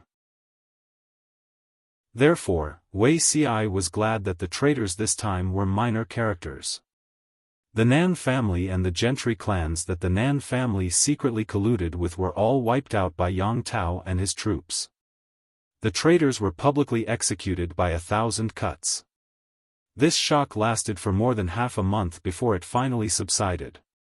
Obviously, not much time had passed, but everyone had the illusion that it was a lifetime ago. The gentry clans of Nansheng, Fenzhou, and Jiangzhou were even more cautious. They were dispirited and listless, not daring to jump around for a short period of time. This was because they realized that the superiority of the gentry clans did not work in front of Jiang Pengji, a bandit tyrant. Her capital to establish a foothold in this chaotic world was not controlled by the gentry clans. She did things unscrupulously, committing murder, arson, and looting with a clear conscience. She was a smelly, hard, and stubborn rock in the latrine. The gentry clans, as precious goose eggs, collided with her. The gains did not make up for the losses. They could not afford to provoke her, could not afford to provoke her. The chaos on Jiang Pengji's side had just calmed down, but a new storm was brewing in the other two places, affecting the situation of the entire world.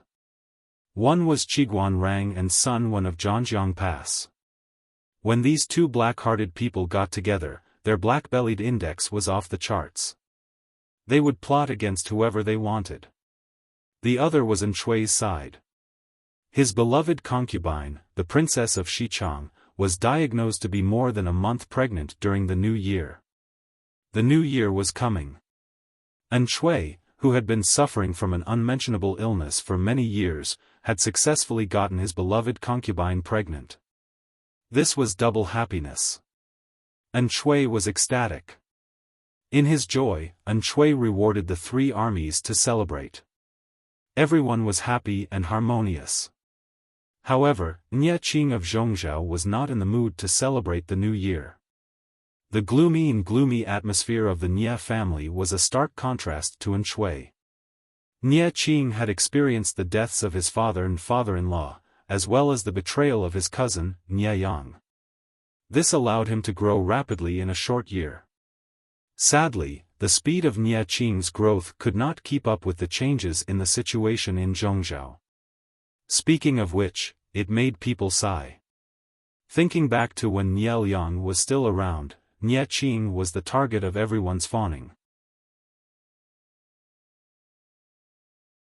Chapter 1638. Outside, there were enemies eyeing covetously. Inside, there were hidden dangers.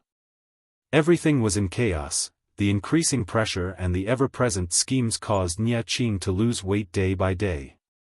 Not long after, he was so skinny that he was only left with bones. When all these heavy burdens fell on the young man's shoulders, his fine black hair turned white in just a few short months. Not only that, Nye Qing would often fall into a trance, his haggard appearance making people feel bitter. Who would have thought that this thin and frail young man in front of them was a high-spirited and carefree noble son of a landowning household 2 years ago? Anyone who saw Nye Qing's transformation couldn't help but sigh. However, no one would give up their ambitions just because they sympathized with Nye Qing. Even if Nye Qing had the intention to unite all the forces within Zhongzhou and form an alliance to resist Jiang Pengji's forces, would those who flaunt their seniority listen to Nye Qing? To them, the Nye family was like a starving camel that was still bigger than a horse. Nye Qing was still a stumbling block in their way and had to be removed. Even if someone was willing to temporarily stop fighting for the sake of the big picture, Qiguan Rang and Sun Wen were not just for show. How could they allow Nye Qing to reunite the scattered forces of Zhongzhou? As soon as Jiang Pengji led her troops to Zhangzhou, the two of them got together and formulated a series of plans against Zhongzhou. After picking and choosing, they finally decided to secretly support a puppet force. Although it was a puppet faction, it had a certain amount of connections and resources in Zhongzhou. It was a local faction that was born and bred in Zhongzhou. Back then, if it weren't for the fear of the Nye clan's despotic power and Nye Liang's methods, the leader of this force wouldn't have so easily submitted. "TSK, you say that you're subservient, but you actually have the heart of a tiger. Qiguan Rang smiled as he read through all the information about this person. He said to Sun Wen curiously, "It's a pity that his heart is higher than the sky, but his life is thinner than paper. If he was so ambitious, why didn't Niel Yang deal with him before he died? If we leave such a disaster alive, even if we don't make use of him, he will become a huge problem for Nie Qing in the end." Sun Wen didn't even bother to bat an eyelid. Although Niel Yang is talented, he is not a god. Zheng Hao was ambitious, but he was also smart. So many ambitious hidden dangers had been eliminated by Niel Yang, allowing Zheng Hao to slip through the net. Either Zheng Hao's schemes are deeper than we expected, and he even deceived Niel Yang's calculations. Either this person's ambition doesn't match his ability, and Niel Yang doesn't take him seriously.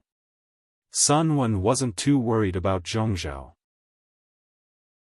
After his lord's torment, Zhongzhao had already been beaten half to a pulp and had become a fish on the chopping block. Qiguan Rang smiled and said, "Zidao is right.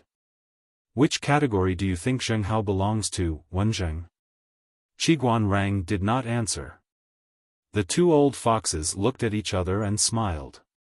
Those who had been tricked by them did not know what would happen to them in the future. Feng Yi could barely understand what they were saying, but Sun Lan, who was not good at scheming, was still confused. Junior has a question. He was a studious student. If he didn't understand something, he would ask. Now, there were elders to guide him, learn more, and ask for guidance. When he could take charge of things by himself in the future, who else could he count on? Sun Wen asked, "What is it?" Sun Lan said, "Military advisor Qiguan said that Zheng Hao has the heart of a tiger and a wolf. He won't be willing to be a puppet. If we support him, will we really not be bitten? It was too embarrassing to be reared and trained by a dog, and then be bitten by the dog in the end." Sun Wen smiled but did not speak. Qiguan Rang asked Feng Yi, "What do you think, Rongli?" Feng Yi said, "Military advisor Sun also said that Niel Yang's calculations left Zheng Hao out. Junior thinks that Zheng Hao belongs to the latter. Ambition and ability don't match." Qiguan Rang asked again, "What's the reason?" Feng Yi said, "Although Niel Yang is Nie Qing's father, he spoils his son like he kills his own. If he helps Nie Qing clean up even the small gravel before he dies, he won't be able to become a practice target for Nie Qing to use magic stones on. This isn't really helping him, it's harming him." Qiguan Rang and Sun Wen didn't react. Feng Yi continued, "Moreover, since the two military advisors have chosen Zheng Hao, Junior boldly judges that Zheng Hao will not have the chance to grow into a dog that bites back. Therefore, Junior is not worried. If these words came from someone else's mouth, it would inevitably sound like flattery." However, Qiguan Rang and Sun Wen had watched Feng Yi grow up. They were well aware of her temperament. Qiguan Rang said, "I originally thought that you and Feng Zi didn't really look like father and son, but now that I see it, there is one thing that you two share the same origin." Feng Yi asked, "What is it?" Qiguan Rang said, "Clever." Feng Yi didn't use a long explanation to reason and analyze.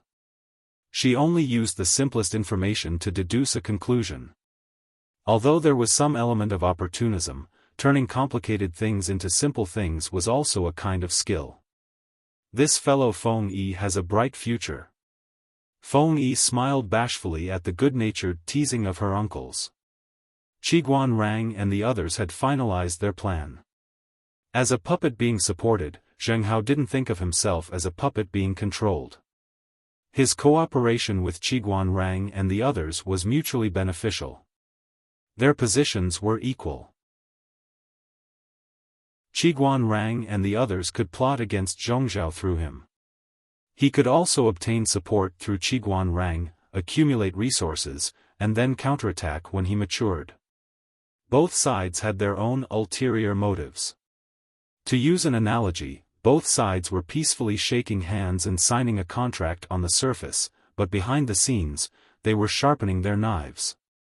Qiguan Rang was waiting for the right time, while Zheng Hao was enduring hardships to gain courage. With the secret support of Qiguan Rang and the others, Zheng Hao gradually annexed a lot of territory and slowly gained confidence. He could even ignore Nie Qing's dispatches and orders. Under Qiguan Rang's instructions, he even caused Nie Qing a lot of trouble, sowing discord in the alliance plan proposed by Nie Qing. Zheng Hao's advisor was a little worried about the current situation. General, Qiguan Rang and Sun Wen under Lu Shi's camp are both her confidants.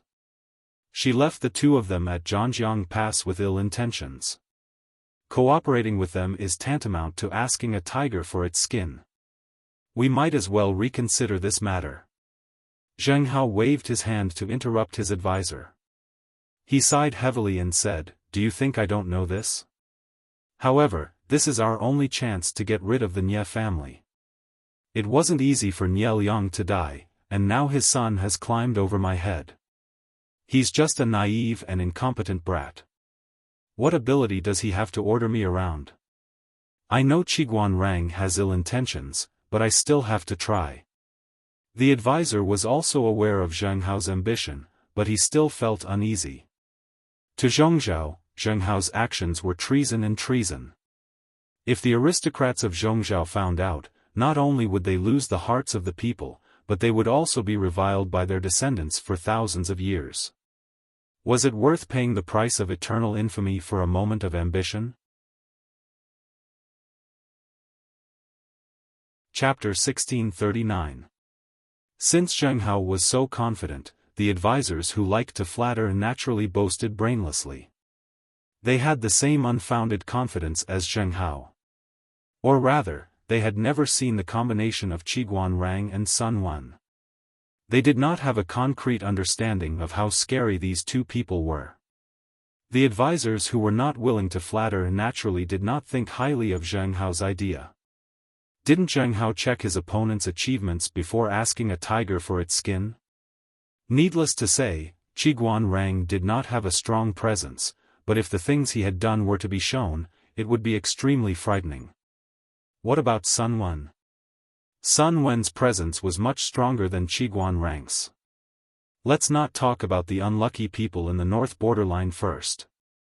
Let's talk about a more recent example. Jiang Pengji had caused Nie Liang's halberd to sink into the sand, and Sun Wen had contributed a lot. Which fool would treat Sun Wen as an ordinary old man when he schemed against the enemy without batting an eyelid? The combat power of these two people added together was not as simple as 1 + 1. However, no gambler was willing to listen to words that were not beneficial to them. Zheng Hao was that gambler, confident that he could bite off a large piece of meat from the hands of the banker who was cheating. Anyone with a discerning eye would know that Zheng Hao, the fat sheep, was about to be slaughtered by the banker, but the gamblers who placed their bets did not think so. Anyone who prevented them from placing their bets was an enemy who prevented them from getting rich overnight. Therefore, the suggestions of a few advisors who were rational were thrown to the back of Zheng Hao's mind. The advisors' suggestions did not cause much of a splash when they had more people against fewer people. When Zheng Hao tasted the sweetness of the bet, he cared even less about the advisors' honest words that were unpleasant to the ear. It's rare to see a brat like Nie Qing speak softly. Zheng Hao placed Nie Qing's letter upside down on the table. He stroked his beard and revealed a somewhat carefree and proud smile. When Nie Qing's father, Nie Liang, was still alive, Zheng Hao was always afraid that Nie Liang would settle accounts with him. For so many years, he lived with fear and trepidation. In order to curry favor with Nie Liang, he even used a roundabout foreign policy to curry favor with Nie Liang's relatives, such as Nie Qing. In terms of age, he was a full 10 years older than Nie Liang. In terms of seniority, he was one generation higher than Nie Liang, the same generation as Nie Liang's father, and Nie Qing's grandfather. A few years ago, at Nie Qing's wedding, he had sent a large gift to Nie Qing, but he had received 2 replies. One was a normal thank you letter. The writing was very official, and it was obvious that someone else had copied it on his behalf. There was no sincerity in it at all. The other was Nie Qing's personal reply, but the contents made Zheng Hao so angry that his face turned ashen. In the letter, Nie Qing tactfully pointed out that Zheng Hao, as a county magistrate of a small place, should focus on the livelihood of the people and benefit the people. He should not plunder the wealth of the people to fill his own pockets. Following that, he converted the generous gifts that Zheng Hao had sent into silver and confiscated it. When Zheng Hao found out about Nie Qing's actions, he was instantly enraged and secretly cursed Nie Qing for being a hypocrite. Why was he scolding her like that? Nie Qing's father, Nie Liang, was a ruthless person who would even kill his own family. In order to develop his influence and fight for power in the Nie family, his hands were not clean at all. The things he did were much more ruthless and dark than Zheng Hao. As Nie Qing's father, since Nie Liang was such a righteous gentleman, righteous as the wind, shouldn't he be the first to slap his father in the face? In the end, Zheng Hao was ridiculed by the other party. Comparing Nie Liang and himself, and then looking at Nie Qing's hypocritical actions, Zheng Hao bore a grudge against Nie Qing. He had sent a generous gift, but had been scolded by the groom that the gift had not come from a proper source.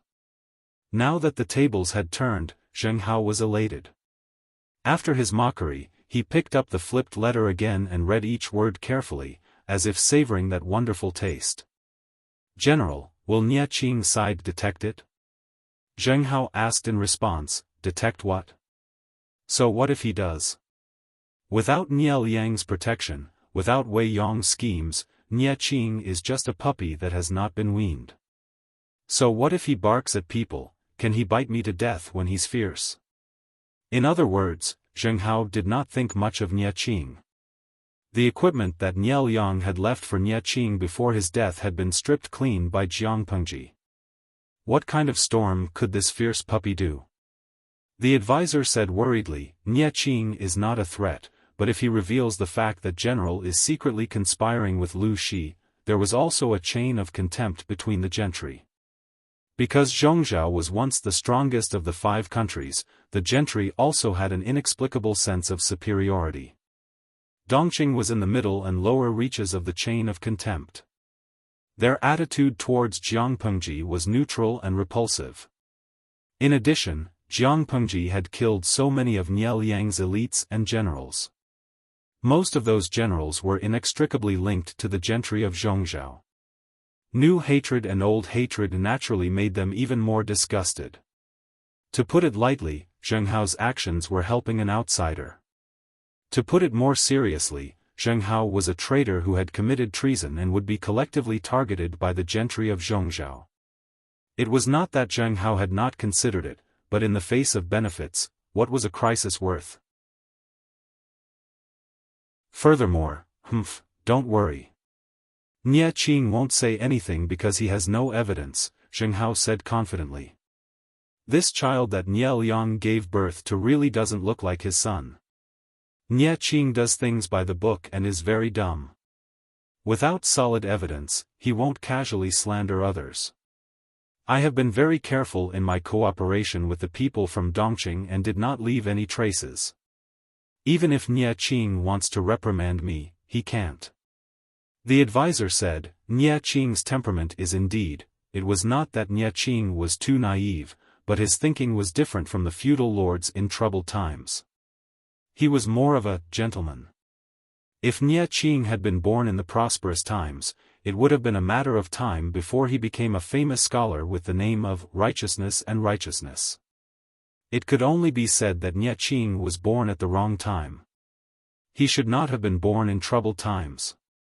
The advisor suggested that Nie Qing strike first and gain the upper hand. He should take the lead and label the disrespectful Zheng Hao as a traitor. He could use the method of borrowing others' strength to make Zheng Hao a target and let others attack him. He could use this to curb Zheng Hao's momentum. Regardless of whether Zheng Hao had really committed treason or not, it would at least teach him a lesson and let him know how to restrain his arrogance. Nie Qing was indecisive. He had his own thoughts. It would be fine if Zheng Hao is not wrongly accused. If he is wrongly accused, it will inevitably affect the confidence of the alliance. Nie Qing sighed. Ever since the Battle of Zhanjiang Pass, everyone's expression has changed at the mention of Lu Shi, and they have lost the confidence to resist. It was not easy to restore some morale. If we slander the alliance now for colluding with the enemy, I don't know what others will think. It will be hard to avoid panic, and the people's hearts that have gathered will scatter like a plate of loose sand. The advisor's thoughts were more radical. The focus of his thoughts was on how to suppress and curb Zheng Hao's momentum and arrogance. He did not think much about the possibility of slander. Nie Qing's focus was on the irreversible consequences of accidentally slandering Zheng Hao. Chapter 1640. The advisor was well aware of this and could only use the deceased Nie Liang and Wei Dan to force Nie Qing. Indeed, everything has its pros and cons. However, regardless of Zheng Hao's innocence, his rise will do us more harm than good. My lord, please reconsider. Nie Qing sighed in his heart. He really did not want to waste his strength in internal strife and benefit Qiguan Rang, who was eyeing him covetously. Thus, he repeatedly tolerated the feudal vassals who were pressuring him. Little did he know that his tolerance for the greater good, in the hearts of those ambitious people, would instead prove his incompetence and cowardice. Let me think about this matter for another night. I'll give you an answer tomorrow. Nie Qing sat in front of his father's token for an entire night and gave his official a reply the next day. What? Zheng Hao received the news one step ahead and was stunned. At the same time, he felt his face hurt. Half a month ago, he had confidently said that Nie Qing was incompetent and would not make things difficult for him without evidence. He did not expect to be slapped in the face half a month later. Not only was Nie Qing going to make a move, but he also planned to kill him so that there would be no evidence. To put it bluntly, he wanted to kill Zheng Hao, who had been jumping around recently, as a sacrifice to the heavens. Pfft, kill the chicken to warn the monkeys, and establish his might. If Zheng Hao had not planted eyes and ears in the Nie family, he would not have received the news 2 days in advance. I really underestimated this little beast. He dares to bite me without any teeth. Zheng Hao cursed in his heart. He was very sure that Nie Qing did not have evidence against him, but he did not expect Nie Qing to change his character. Not only did he make a move without evidence, he actually planned to sneak up on him. Regardless of whether Zheng Hao was innocent or not, he would first behead him and randomly accuse him of a crime. One of the younger advisors could not sit still and said, "General, the only thing we can do now is to avoid the brunt of the attack." Zheng Hao scolded unhappily, "Is there something wrong with your brain? How do you have the face to give me advice with that brain of yours? Avoid the brunt of the attack? Nie Qing, this little beast, does not even intend to let me live. What's the use of avoiding the brunt of the attack now? The more we avoid it, the more it proves that we have a guilty conscience and become Nie Qing's burden. Nie Qing is heartless, so don't blame me for being unjust. Of course, it's an eye for an eye." Qiguan Rang and Sun Wen chose Zheng Hao because they knew that his temper was more unyielding. When he was underestimated, Zheng Hao knew to tuck his tail between his legs. Once he gained the upper hand, Zheng Hao's tail would start flying. Not only would he face people head-on, but he would also be headstrong. Qiguan Rang and his brother's original intention was to incite internal strife in Zhongzhou so that they could sit on the sidelines. The conflict between Zheng Hao and Nie Qing was the fuse of internal strife. The fuse had been lit, but whether or not the fire of this internal strife could burn so fiercely that it could destroy the entire foundation of Zhongzhou would depend on how Qiguan Rang and his companion would add fuel to the fire and drag more people into it. Zhanjiang Pass. Qiguan Rang could not help but smile when he received the news that Zheng Hao had made the first move. "Zidao, you've won this round." Qiguan Rang's words had a double meaning. He was referring to both the game of Go in front of them and their predictions of Zheng Hao and Nie Qing. Qiguan Rang's guess was closer to the truth. Although Zheng Hao's momentum was fierce, he could not fight Nie Qing head-on. He could only choose to strike first to gain the upper hand. Taking advantage of the fact that Nie Qing had not sent the news of the purge to his subordinates, he led his troops to deceive Nie Qing's territory, Gaofeng City. He tricked the city guard into opening the city gates. Once the city gates were opened, the guard was killed when he was unprepared. Gaofeng City changed hands in less than half a day. By the time Nie Qing received the news, Zheng Hao had already won 2 cities. The crowd was in an uproar. Qiguan Rang's guess was not far from the truth. Sun Wen, on the other hand, was slightly off the mark. He had underestimated Zheng Hao's ambition and greed. "I'm getting old. An old man's brain is getting duller and duller. I can't compete with young people." He spoke modestly, but there was no displeasure on his face. He happily took out a few golden melon seeds and gave them to Qiguan Rang. These two were not only playing Go to compete, they were also playing for stakes. Small bets were pleasing, but large bets were harmful. Using the game of Go as a bet had tainted elegant actions with the smell of dung. Which dung? They regarded money as dung. Qiguan Rang laughed. "Zidao is old but strong. It's still too early to say such things." Sun Wen smiled faintly and didn't comment. After the game, the two cleaned up and planned to discuss another game around the stove. It was snowing heavily outside, but it was warm and cozy inside the room. Zheng Hao is a qualified chess piece, but the entire game can't be supported by one chess piece. Similarly, if Zhongzhao wants to become completely chaotic and waste its resources on internal strife, Zheng Hao alone won't be enough. Qiguan Rang held a glass cup of wolfberry tea and added a spoonful of thick honey to it. He lamented the corrupt life of the rich while enjoying himself. Nie Qing's personality isn't like his father's, but he's not the same. Isn't this a surprise? Zheng Hao can only be considered a whetstone in front of him. Wasn't that right? Nie Liang had counted everyone but left out Zheng Hao and the others. Wasn't he planning to use Zheng Hao and the others to sharpen Nie Qing? From this, it could be seen that in Nie Liang's calculations, Zheng Hao was no match for Nie Qing. The two old foxes gathered together to play Go and chat. With a few words, they had decided the future of Zhongzhao. How could they escalate the internal strife in Zhongzhao? Not only did they have to drag more people into the water, but they also had to ensure that Zhanjiang Pass wouldn't give them external pressure. Without external threats, the signs of internal strife had risen again. With a gentle breeze to help the fire, wouldn't this game of Go be set up? Sun Wen took the opportunity to throw out a bombshell and drag those who had been watching from the sidelines into the water. This bombshell had something to do with a certain neutral power in Zhongzhao.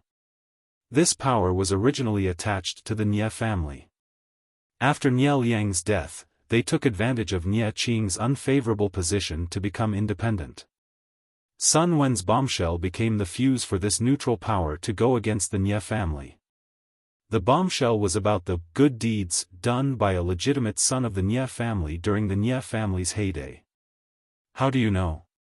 Qiguan Rang was very curious about what other gossip Sun Wen had in his hands. No, a trump card. Every time he played it at the most critical moment, it would achieve unexpected results. Sun Wen said coldly, "As a father, I naturally pay more attention to what the murderer of my son has done." The descendant of the Nie family who killed Sun Wen's only son had dealings with many landowning women. Some had done so willingly, and some had done so unwillingly. His only son, Sun Lai, had won first place at the assembly. Although the descendant of the Nie family bore a grudge against him, it wasn't to the extent that the other party would break his legs out of humiliation and send him to the border on a groundless charge. Sun Lai had written an article at the assembly, and the content of the article had poked at the other party's sore spot. An article? Qiguan Rang had a respectful attitude and hadn't investigated the death of Sun Wen's only son. Thus, he didn't know exactly what had happened at the time. Hearing Sun Wen mention it, he asked a few more questions. What about the article? Sun Wen's mouth twitched. An article that used something to mock others, attacking the chaos in the landowning families. It hoped that the foppish sons who had a disgraceful style of conduct would sober up and reflect on themselves. They would respect themselves and not insult their families and bring shame to their ancestors. However, different people have different interpretations. The author may not have intended it, but the reader has. The descendant of the Nia family mistakenly thought that Lai had seen him having an affair in the backyard and used it to threaten him. That's why he wanted to kill him. Chapter 1641. Sun Lai's death was caused by many reasons, and not just one or two. First of all, the direct descendant of the Nia family was arrogant and domineering, and he could not tolerate others suppressing his limelight. However, Sun Lai's article not only suppressed his limelight, but also stabbed straight at his sore spot, causing him to mistakenly think that Sun Lai was threatening him with an illicit affair. Finally, there was also Nia Yang fanning the flames from the side, pushing his only 50% killing intent to 10%. Sun Wen's heart was filled with hatred. Even in his dreams, he wanted to kill the murderers involved one by one. He dug 3 feet into the ground and investigated the events of that year again and again to ensure that no fish escaped the net. The person who killed his only son must die. Even his grandson, Sun Lan, did not know that after so many years, Sun Wen had not walked out of the pain. Every time he woke up from a nightmare in the middle of the night, he could not help but silently read the information he had sorted out, word by word, as if he wanted to use it to engrave everyone in it into his bones. In order to make his revenge perfect, he made countless assumptions and plans. So, this person is also a pawn of Zidao? Qiguan Rang was speechless. Fortunately, the old man Sun Wen was an ally. If he was an enemy, he would have a headache. Who knew when Sun Wen began to scheme and set up a trap? He could even bring out a small, invisible person who had no sense of existence to make use of. He was really afraid of him. To be honest, this drive was similar to how his lord squeezed people to death. Sun Wen knew what Qiguan Rang was afraid of and could not help but laugh. The old man in front of you is just a mortal. He is no different from ordinary people in life, death, love, hate, and separation. He is not a god, and he will not be able to calculate everything. If Sun Wen was so powerful, his only son Sun Lai would not have died so tragically. These words came from the bottom of his heart. From Sun Wen's point of view, he just had more time and thought more than others. He tried to make up for the loopholes as much as possible, which seemed more comprehensive. Qiguan Rang laughed. Zidao is being modest. Sun Wen said, these years in Dongqing, I don't know much about the situation in Zhongzhou. I don't have any useful pawns on hand. In other words, he could only make full use of the limited pawns to achieve unlimited value. Only then would it not be a waste. Furthermore, it is the father's fault to raise and not to teach. The teaching materials of the Golden Scale Academy had profound meaning. Just 6 words were enough to express the responsibilities of a parent. That bastard raised a shameless slut who had an affair with another man before marriage. He even indirectly caused the death of my son. Of course I can blame this on him. Sun Wen's logic of venting his anger on others resonated deeply with Qiguan Rang. The two men's worldviews were particularly in tune. Qiguan Rang had taken Sun Wen, who was a generation older than him, as a confidant. Sun Wen was delighted. When the old man turned his head and saw his grandson's aggrieved face, he suddenly remembered the important matter at hand. His ultimate goal was not to become Qiguan Rang's friend, but to become his in-laws. It's okay, Lan Lan. Grandpa is quite satisfied with Qiguan Rang's look at you. He's so smart, there's no way he wouldn't understand hints. Sun Wen sounded a little guilty. Sun Lan asked, what if military counselor Qiguan pretends to be confused? Sun Wen, if that was the case, there was really nothing he could do. One family's daughter is sought after by many families. If you want to marry a good girl, how can you not suffer some setbacks? Sun Wen comforted his grandson and encouraged him at the same time. Doesn't the academy always teach that sincerity can open metal and stone? How can it be so easy to get the daughter of someone else? Sun Lan's eyes were filled with resentment. A good girl was hard to find, but hard to find also had different levels of difficulty. Obviously, Qiguan Rang's difficulty was hellish. Young people who were not smart enough should not hit a wall, or they might even lose their lives. Sun Wen sighed, no father-in-law in the world is easy to please. If Lan Lan was a girl, Grandpa wouldn't have handed her over so easily. Qiguan Rang didn't know about this? How could that be? Sun Wen got along with him exceptionally well. Apart from the fact that their worldviews matched, the other reason was that Sun Wen wanted to be on good terms with him. In terms of worldviews, Yang Si, Feng Zhen, and the others were also on the same level. Why didn't Sun Wen get along with them? Wasn't it because these people didn't have daughters of the right age at home, and Sun Wen's grandson had his eyes on his daughter? He was indeed pretending to be confused. His daughter wasn't even of marriageable age, and he had other plans for his daughter's future. Whether Sun Lan was a qualified husband still needed to be observed carefully. If Sun Lan wasn't suitable, Qiguan Rang wouldn't relent even at the risk of offending Sun Wen. They were all important officials under the Lord, and no one was inferior to the other. If the two of them really became enemies, Qiguan Rang might not be at a disadvantage. Of course, if Sun Lan was qualified, the two families would become in-laws. That would be a strong alliance, and there would be no harm in it. The two old foxes' calculations were making a lot of noise. The target of their calculations didn't feel comfortable at all. When Sun Wen bore a grudge against someone, he naturally wanted to kill him. The person that Sun Wen was staring at with his death stare was surnamed Zhou.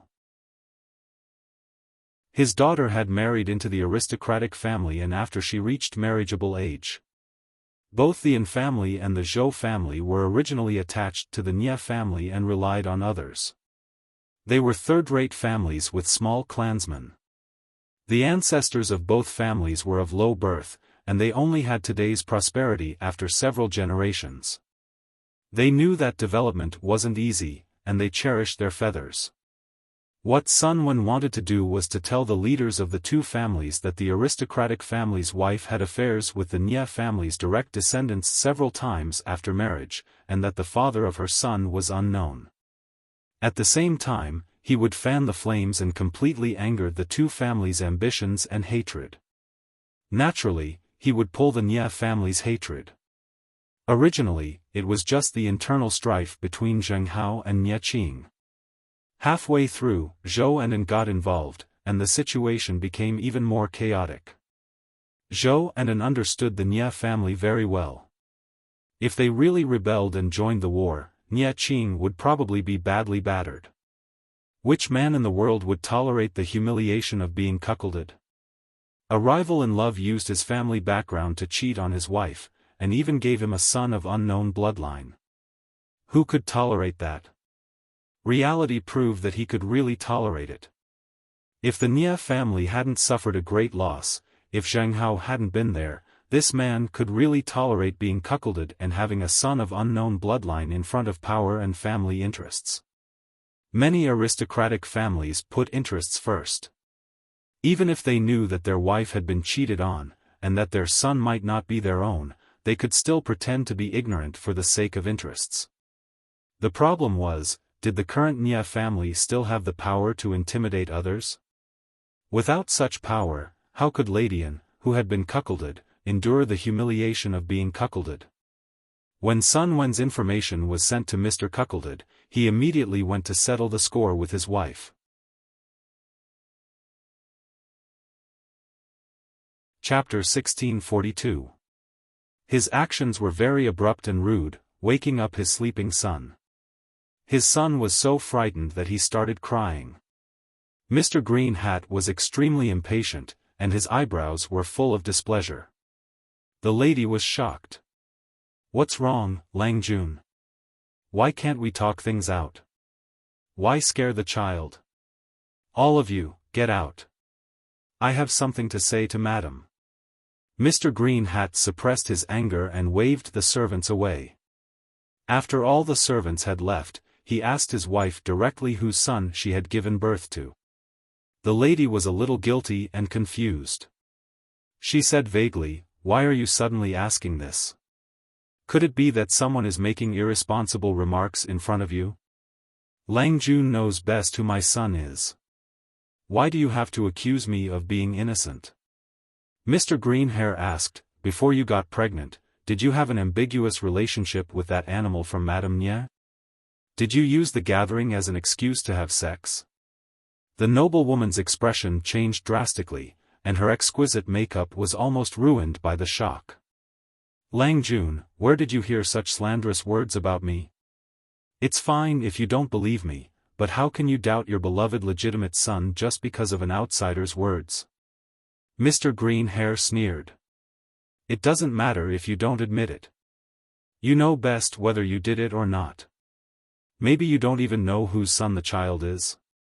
I didn't ask you who you had sex with before marriage, but you're still so restless after marrying into Madame. How can you face me?"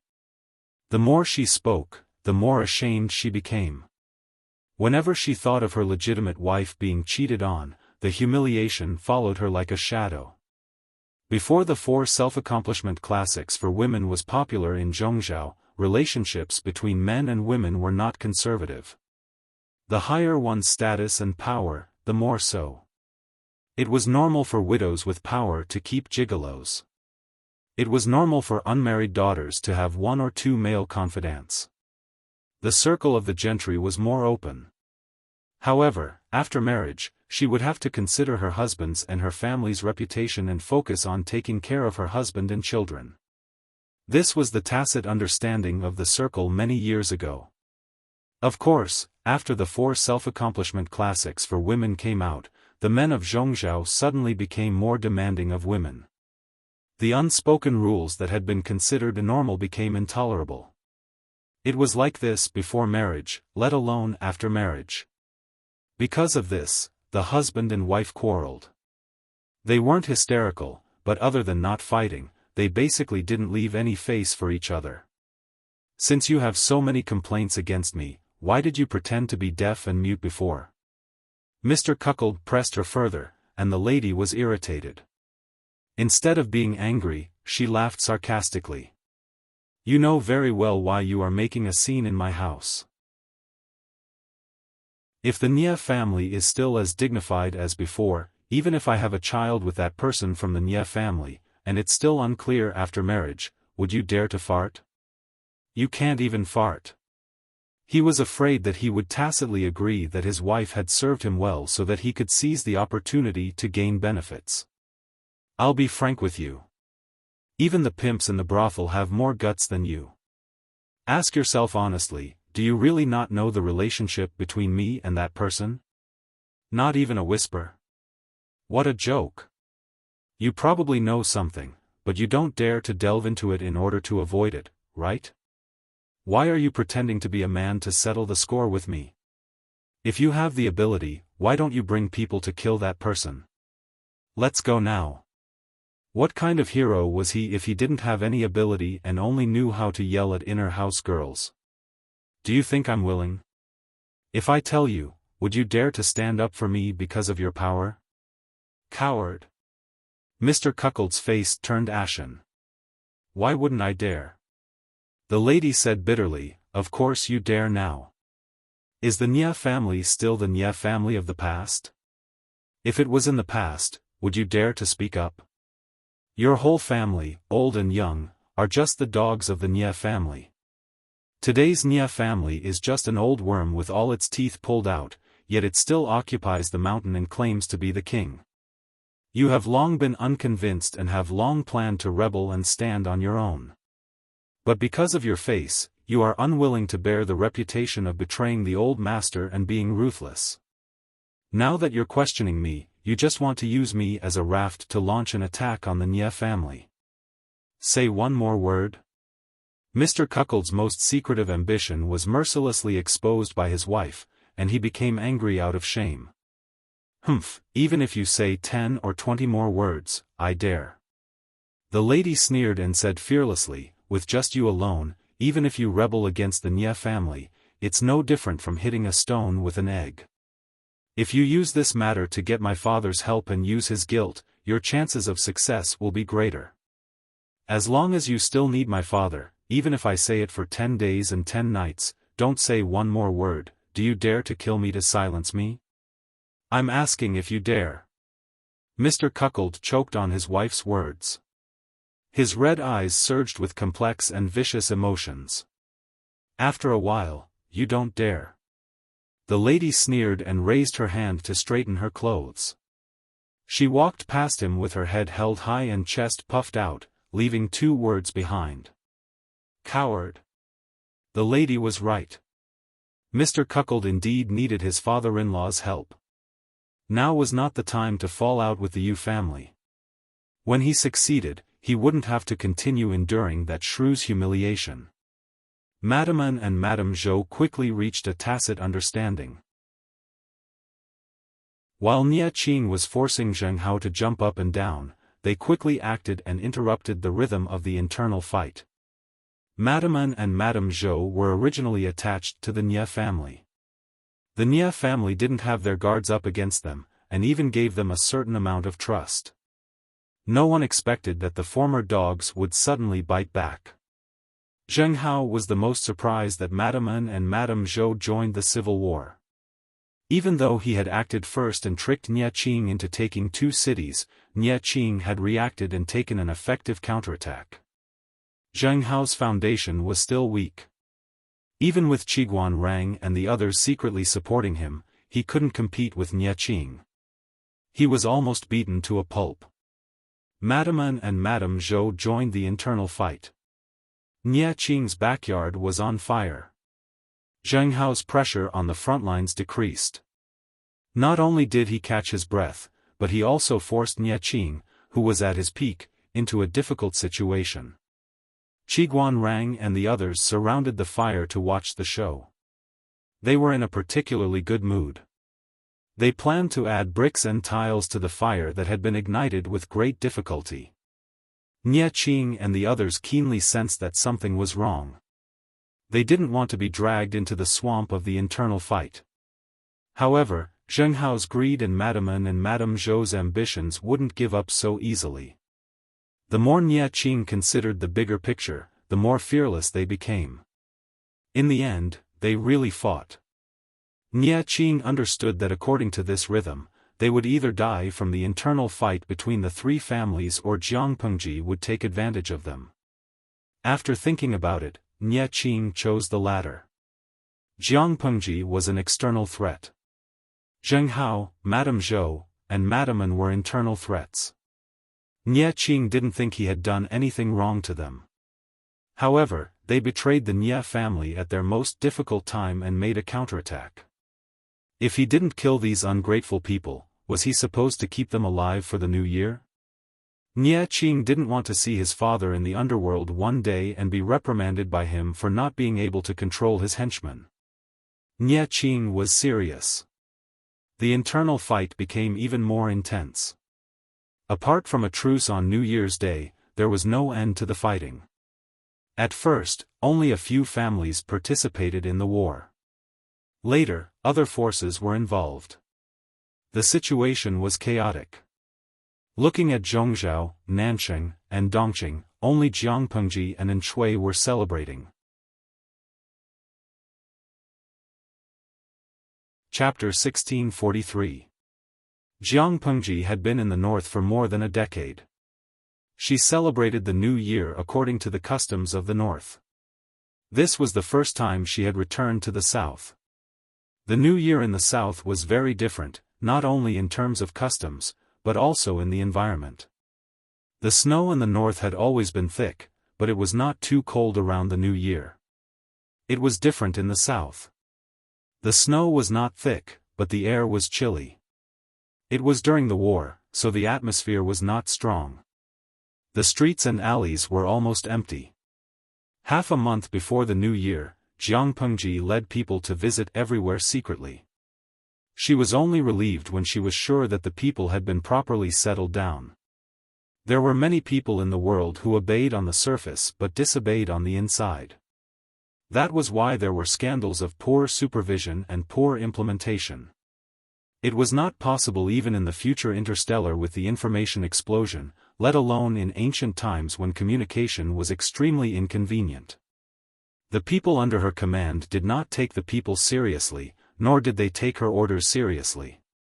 It was normal for the winter clothes and food to be embezzled and embezzled. Therefore, Jiang Pengji's hands were stained with blood during this trip. She killed along the way, so the local officials spent the new year in fear. They were afraid that Jiang Pengji was secretly watching them. Who knew where she came from? Those who committed lesser crimes were reprimanded from top to bottom. None of the people involved could escape. Those who committed more serious crimes and embezzled more than the standard set by Jiang Pengji were merciful. Of course, it was not that she did not promote people along the way. Corrupt people were hateful and deserved to be killed, but those who did their duty well and even exceeded their quota should be rewarded and encouraged. She recorded the people and things she saw along the way in her mind's account book. Some people should be promoted. It was a waste of talent to stay in their original positions. Some people did not have enough experience. They needed to be honed for a year or two before being promoted. Some people were not as good as the top but were better than the bottom. Rewards were enough. The snow outside is melting. Why is my lord dressed so lightly? Wei Ci did not follow Jiang Pengji everywhere. He stayed to deal with the trifles of the new year. Even if he wanted to follow, Jiang Pengji would not allow it. After all, Wei Ci did not have a strong body like hers. If he ran around for a month in the cold season, he would definitely fall ill. I'm not afraid of the cold. Jiang Pengji untied the rope of her straw cape with one hand and threw the name list on the bamboo slip to Wei Ci. The paper was light, but it had its drawbacks. If it got soaked in the rain, the ink would scatter. For convenience, Jiang Pengji used a bamboo slip to record and a penknife to carve. Even if the bamboo slip was damp, the words on it could still be preserved for a long time. It was enough for her to bring it back for Wei Ci and the rest to copy. Wei Ci opened the bamboo slip. The first dozen or so names were all killed by the Lord, and each name was followed by the crime of being killed. The 20 or so names in the middle were reprimanded or demoted, and the last 10 or so names were praised or promoted. Remember the people behind you for this year's new year. Yes, sir. The files of those who were punished or killed are still on the way. It's a long journey, so it'll probably take 2 days to get there. Jiang Pengji smiled and said, in order to come back as soon as possible to spend the new year with you, I've shortened the journey time again.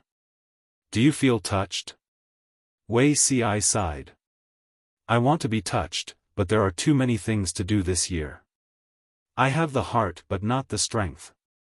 Every new year, important officials would receive generous rewards. It was a kind of year-end bonus. Officials who had worked hard and performed well in the previous year would also receive it. Other than the important officials, who were personally reviewed by Jiang Pengji, the rest were arranged by her subordinates. In the past, Dongqing, which was a fraction of the later, had a small territory and few officials. It was naturally relaxed during the new year. Now that it controlled Dongqing, the northern borderline, and Nansheng, it had expanded in scale. The New Year's gifts had to be prepared long in advance and sent to various places. In her previous life, Her Majesty did not start this habit until she ascended the throne. From her ascension to the throne until the year of Long Yubin, it had lasted for a whole 18 years. No matter how fierce the battle in the court was, the lower levels of officialdom were still relatively clean. Now, it had started early. There was Wei Xi's admonition and the enlightenment of the idle people. Even if it was an insignificant year-end bonus, the person who received the reward would be greatly encouraged. At the same time, it could also be used as a warning to those who did not receive the gifts. The types of gifts were relatively simple, such as a set of ink, a knife of paper, a piece of cloth. It didn't matter if there were too many or too few gifts, or if the gifts were too light or too heavy. What mattered was the meaning behind the gifts. This was not only to win over the hearts of the people, but it was also a warning to the many supervising officials. It was to make them constantly alert and not slack off. Especially when they knew that Jiang Pengji would spend a month at the end of the year inspecting the grassroots, they did not dare to be careless. To be able to receive a gift meant that they had done well in the previous year. This killer was very satisfied and they did not have to worry about losing their lives during the new year. As for those who did not receive it, they were naturally trembling with fear, afraid that disaster would befall them one day. After so many years, except for Nansheng and Nansheng who did not know the rules, everyone in Dongqing understood her temperament. Towards those who were derelict in their duties and corruption, she would kill them without batting an eyelid. As long as they were dutiful and diligent in their duties, she was also a magnanimous and benevolent ruler. Every new year, the people would be surprised to find that these parents and officials became extraordinarily hard-working. Their performance in government affairs rose steadily and their efficiency was extremely high. For example, among the New Year's letters sent this year, there was a very interesting content. A small county magistrate who was mediocre but had been in a remote and desolate village for 23 years complained that his old mother was getting on in years.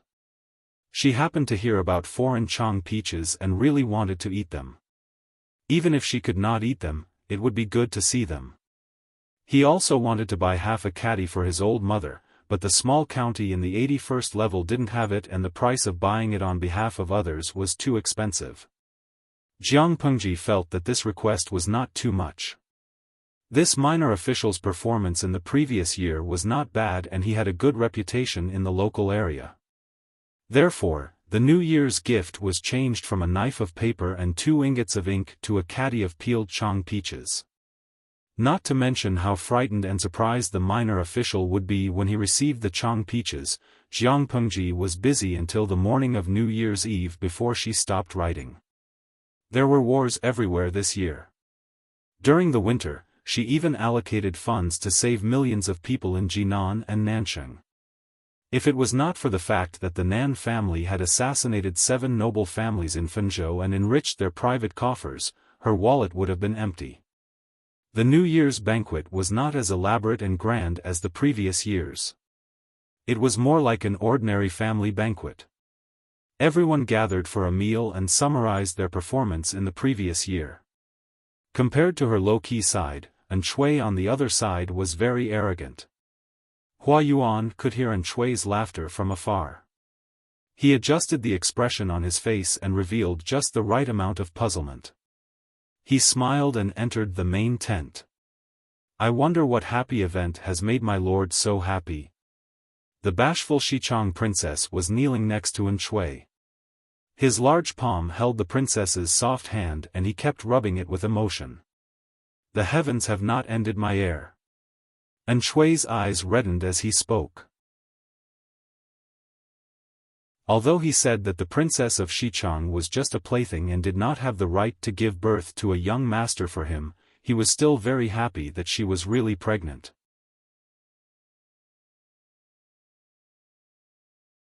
Chapter 1644. Congratulations, my lord. Congratulations, my lord. Hua Yuan bowed with his hands folded. His sincere expression darkened the Xichang imperial concubine's eyes. She grew even more wary. She subconsciously rubbed her flat belly and couldn't help but sigh. She was both happy and sad. She was happy that she was pregnant. Her treatment would be several levels higher. No matter how much Shui looked down on her, he would not mistreat the child in her belly. She was sad that she was the imperial concubine of a nation. The first half of her life had been doted on by her father and mother. She had enjoyed all the riches in the world. But in the second half of her life, her country had fallen. She was homeless and had even been treated as a slave by a small feudal lord. She had no control over her children. She had once despised the women in the harem who used their beauty to please men. She had never thought she would be worse than them. The Xichang imperial concubine was not old, but she was very shrewd. Even though she was filled with sorrow, she still wore a gentle and elegant smile on her face. She knelt behind Shui. Those who did not know would think she was Shui's legal wife. Hua Yuan's congratulations were very ordinary, but Shui beamed. He valued Hua Yuan even more now. I should be the one thanking you. That divine doctor is skilled and virtuous. He is truly a divine physician. Shui couldn't help but grab Hua Yuan's hand. He patted it as he sighed.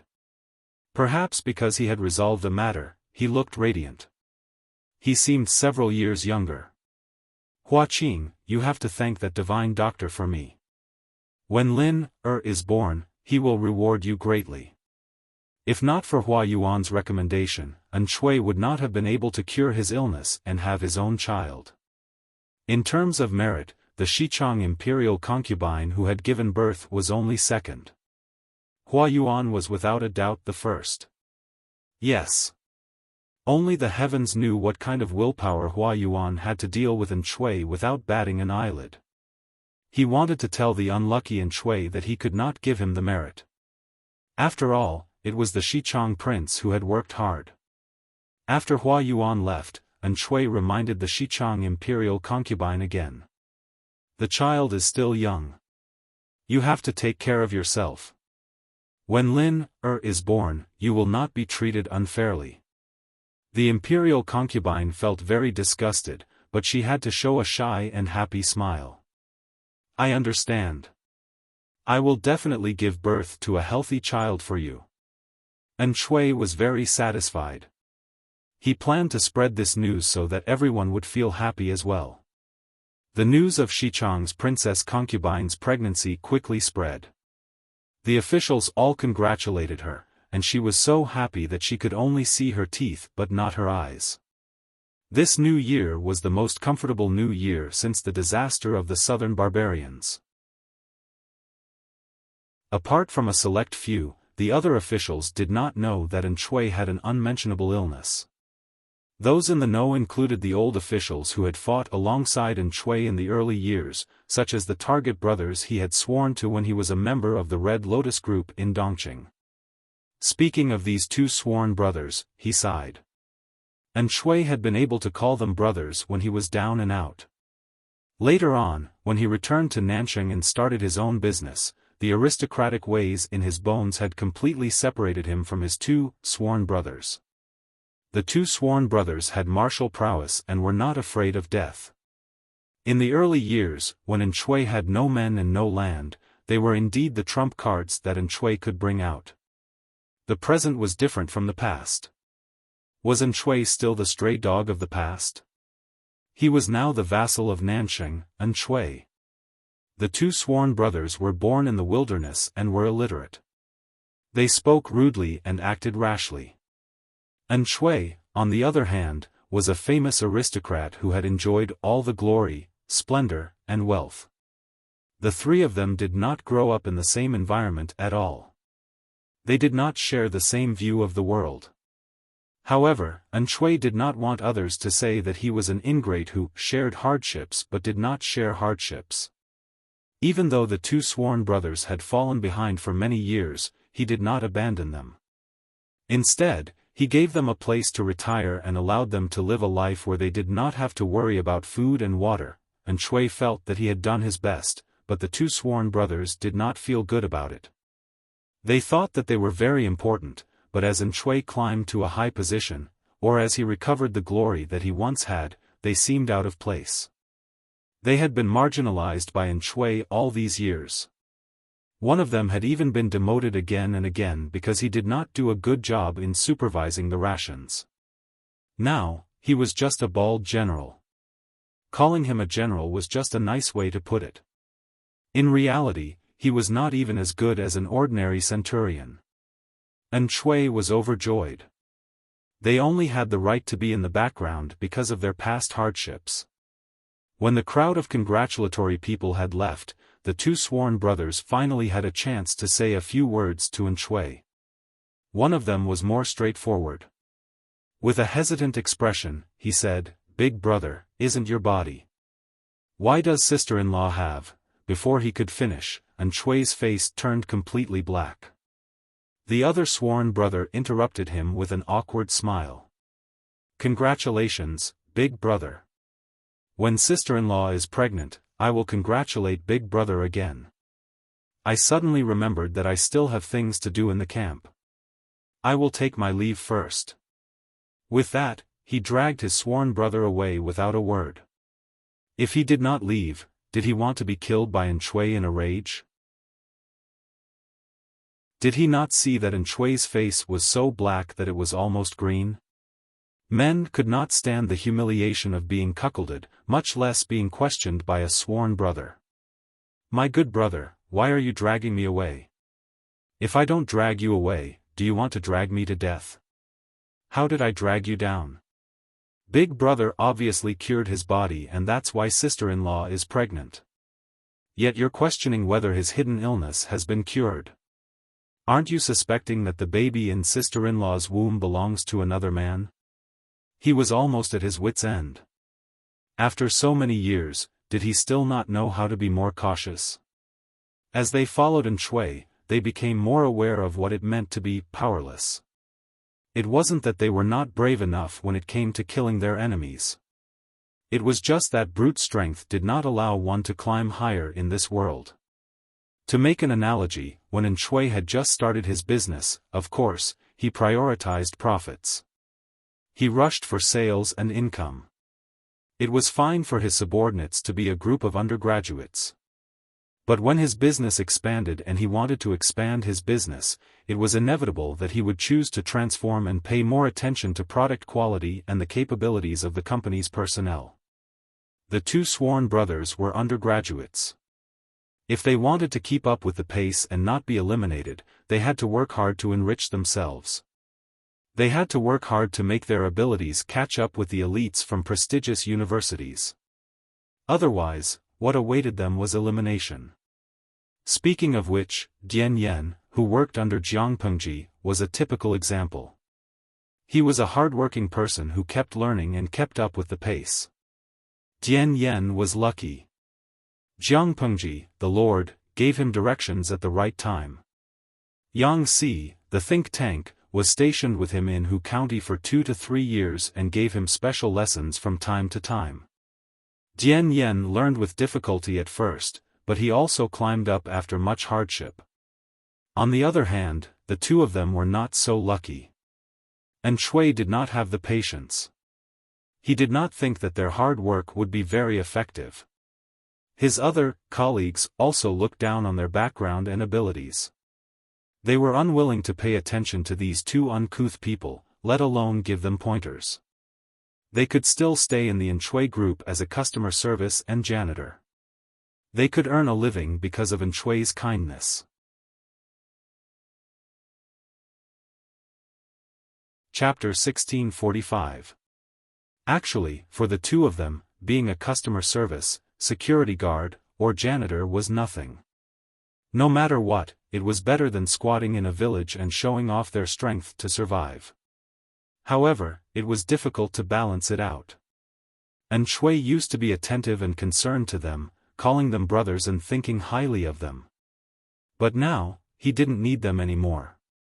From being Shui's right and left arms and confidants, they were reduced to the background, idlers who did chores.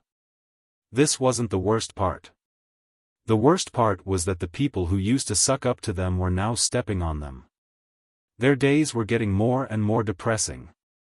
With such a huge difference, it would be strange if they felt good. But they couldn't complain, lest Shui heard about it. They only had a little bit of friendship left with Shui. If they lost even this, they would probably be beaten back to their original state. Sigh. Let's not talk about these unhappy things. We haven't had a drink together in a long time. He patted the shoulder of his brother and sighed. Sister-in-law warmed the food and wine at home. We're going to drink to our heart's content tonight. Let's go. Both of them were sad people, so they agreed to get drunk together. Unexpectedly, they ran into Lu Zheng, who had lost a lot of weight and was about to return home.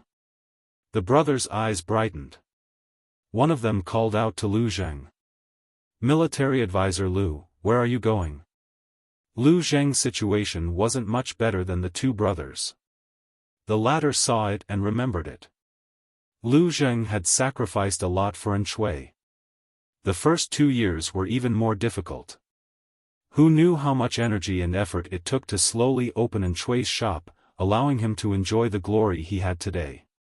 Now that Hua Yuan, who was more to Shui's liking, had appeared, Lu Zheng, the strategist with whom he didn't share the same values, was slowly buried and marginalized. To be honest, Lu Zheng was one of the few people in Shui's camp who was willing to look the two brothers in the eye. Thus, they were extremely respectful to Lu Zheng. They would greet him and say a few words when they met on the road. Lu Zheng turned his head and said calmly, "So it's you two generals. I went to congratulate my lord earlier. I'm on my way home to stay up for the new year." Even though there weren't many people in Lu Zheng's house, staying up for the new year was an old tradition. The two brothers looked at each other, cupped their fists, and invited, "We are also alone outside, and it's boring to stay up all year round. Why don't you join us, military advisor?" Lu Zheng nodded in agreement. Festivals like the Chinese New Year should have some popularity, and the more people, the merrier. The two brothers happily led the way. After a few turns, they arrived home. The house was brightly lit, and a beautiful woman had been waiting outside for a long time. "Madam, go and prepare some good wine and dishes. We must drink to our heart's content with the military counselor and the others tonight." The woman nodded and led the two maids to bring out the wine and delicacies that had been kept warm. After eating 2 mouthfuls of food, her sworn brother said, "Sister-in-law's cooking is amazing. I haven't had such delicious food in a long time." The two brothers boasted about their business. Lu Zheng sat at the side and listened quietly. He did not speak for a long time. He had met that madam once. It was said that she was originally the wife of a small aristocratic family. Because of the chaos of the war, she was separated from her family when they migrated. She fell into the hands of the southern barbarians and was tied to the back of a horse as a spoil of war. Whether it was luck or misfortune, the southern barbarians were about to take their spoils of war away to enjoy when they ran into the troops of Shui's tent. At that time, Shui's career had just started.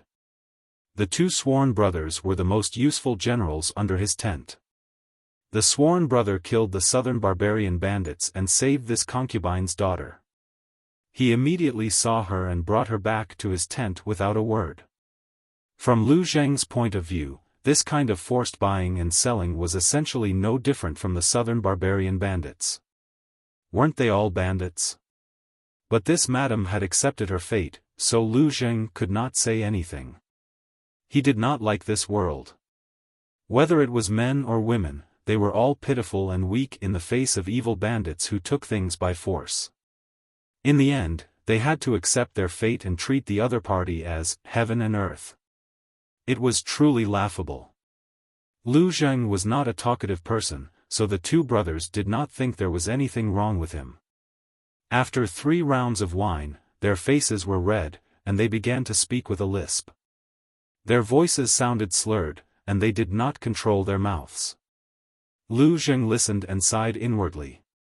No wonder Shui was at odds with these two brothers. Secrets could not be kept. Once they drank, they dared to say anything. As time went on, a narrow-minded person like An Shui would naturally have disagreements. The two were discussing An Shui's inability to have children due to her unmentionable illness, each saying something about how the other had gotten pregnant. Not only did An Shui disagree with them, but Lu Zheng also felt uncomfortable listening to them. If the salted fishes were here, they would know why. Because the words of these two brothers were stabbing straight at the G-spot of a straight man.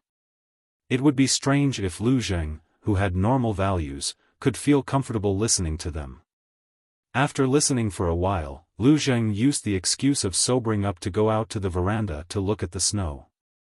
The sounds in the room faded away behind him. It's snowing? The bright moon poured down cold light, dispersing the tipsiness on Lu Zheng's body. His swollen mind calmed down again. He had a question in his heart. This question was the same as the two people in the room. How did An Shui have a child? How did the child come so coincidentally? Seeing An Shui so happy all day, it did not seem fake. Although he was confused, he did not say it out loud like a boor. Lu Zheng still cherished his life. If he angered An Shui's murderous intent because of this, wouldn't he die an unjust death? No matter how imaginative he was, he did not expect Hua Yuan to play such a trick. On the surface, he was plotting for An Shui, but behind his back, he wanted to kill An Shui. Moreover, he did not expect Hua Yuan to arrange for the sewing opportunity to be the elder brother of the Xichang princess. Those with more upright thoughts would not immediately think of something that went against human relations, unless it was someone as observant as Jiang Pengji or someone as schizophrenic as Hua Yuan. As he thought about it, Lu Zheng heard the crunching sound of wooden clogs stepping on the snow. A delicate fragrance wafted into his nose. "Sir." A gentle female voice carried a watery warmth. The lady walked over gracefully and put down a cup of soup to sober up. Lu Zheng declined politely. "I haven't had much to drink, so I won't trouble you." He was not a single person. He could understand women's hints. When dealing with married women, it was right to keep a respectful distance. "Sir, don't be nervous. Lang Jun and third brother are drinking in the room. The two of them are drunk and don't know what's going on here." The lady laughed. Seeing that Lu Zheng was still keeping a respectful distance, she said warmly, "Sir, please don't misunderstand me." The lady secretly looked around the room. Suddenly, she poured the warm soup on Lu Zheng. She raised her voice and kept apologizing to Lu Zheng. Lu Zheng's face darkened. He raised his hand and brushed away the lady's action of wiping him with a handkerchief. He looked angry. "I'm sorry. There are still clothes to change in the residence. Why don't you come to the guest house and change? I'll arrange for a servant to send you away." Lu Zheng did not say anything. He closed his eyes and hid his thoughts.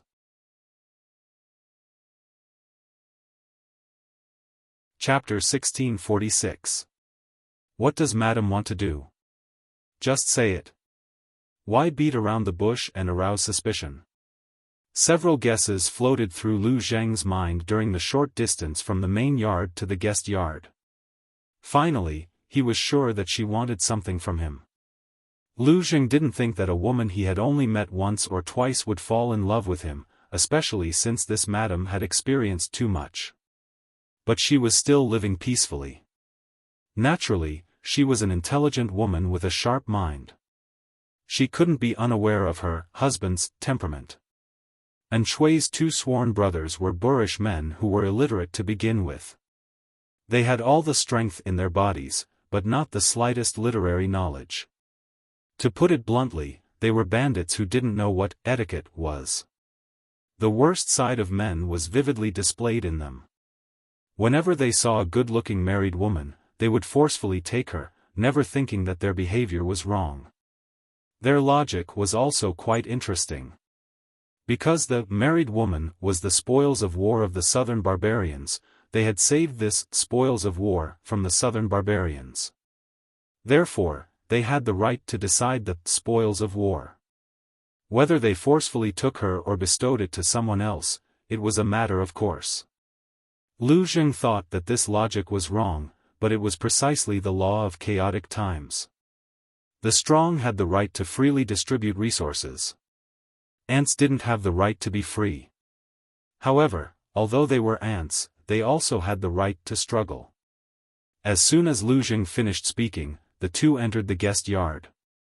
The madam turned around and bowed to him. "Madam, are you forcing me?" Was she trying to force a duck onto a perch, or was this moral coercion?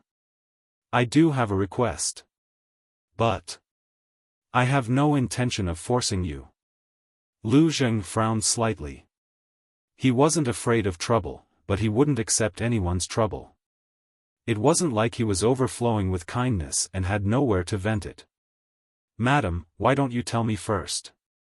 If I can help, I will naturally help. If not, you don't have to make this trip." Lu Xing didn't say anything definite, which could be considered as giving her a glimmer of hope. She waved her hand at the door that separated the outer and inner rooms of the guest courtyard. The simple door was opened, revealing a shy face. Lu Xing furrowed his brows and took a look.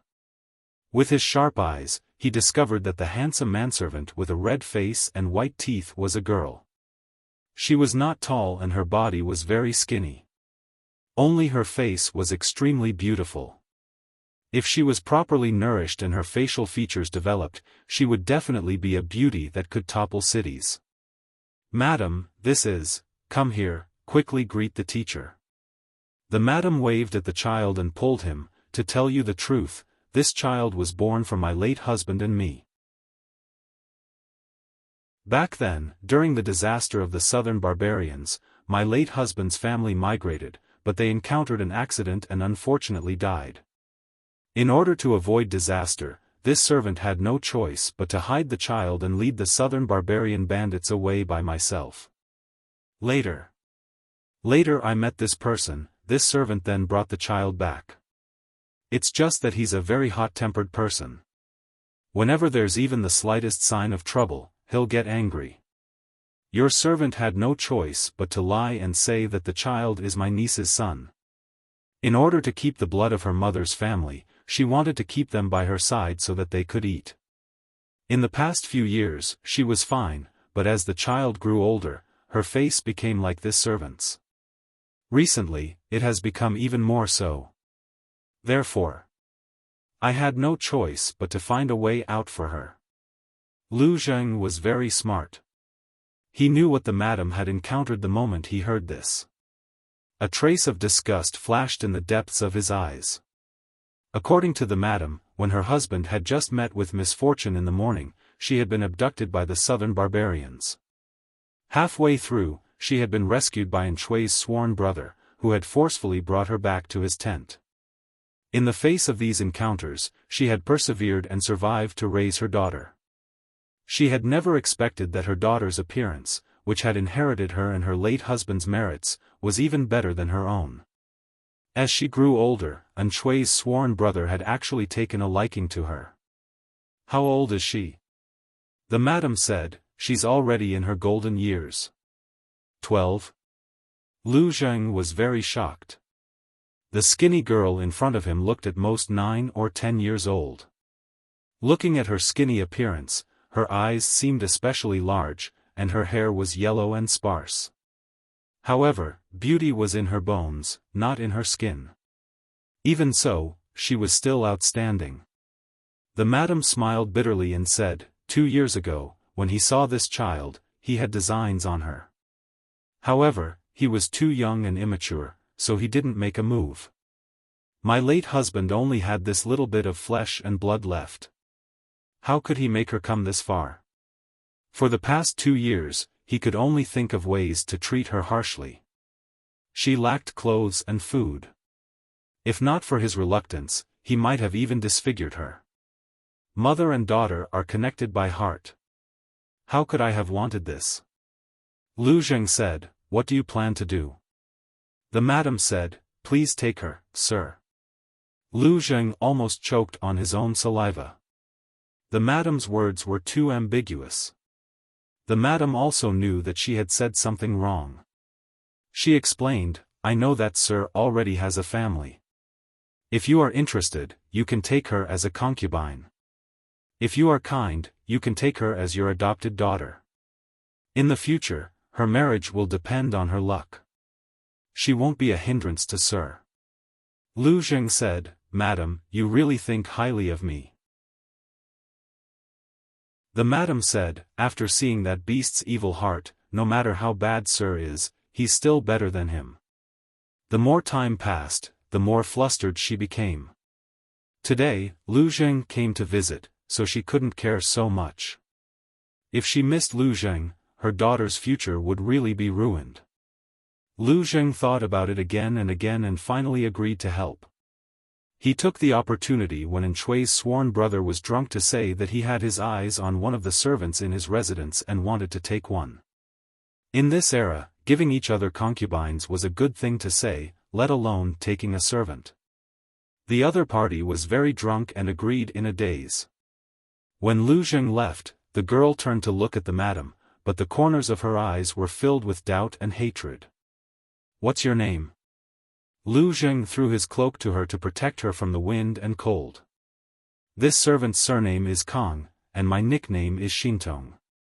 Lu Zheng asked, "Do you know your mother's intentions?" He noticed that the girl's straw sandals were broken, and her exposed toes were blue from the cold. Her hands were also frostbitten, and her little face was purple from the wind. As intelligent as he was, he naturally saw the hatred in the girl's eyes. It also made him feel frightened. That hatred was about to materialize. The girl was silent for a long time, as if she didn't know how to answer this question. After a while, she said, "This servant thought," she was afraid that this servant would steal her husband, so she abused me in every possible way. Now, with just a few words, she has become a virtuous and loving mother. Forgive this servant for not being able to agree." Lu Zheng listened to the girl's eloquent words, which were completely different from her previous timid appearance. It was an eye-opener for him. This wasn't a timid cub, with sharp claws hidden under its meaty pads. "Then do you think that she sent you to me to stop you from stealing her favor? She harshly abused me every day, but now she says it's for my own good. Is there such a good thing in the world?" The girl said, "After father died, I didn't see her grieve for a single day. On that day, she went to another man's bed. This servant doesn't know, is this considered a good wife and mother?" Lu Zheng shook his head.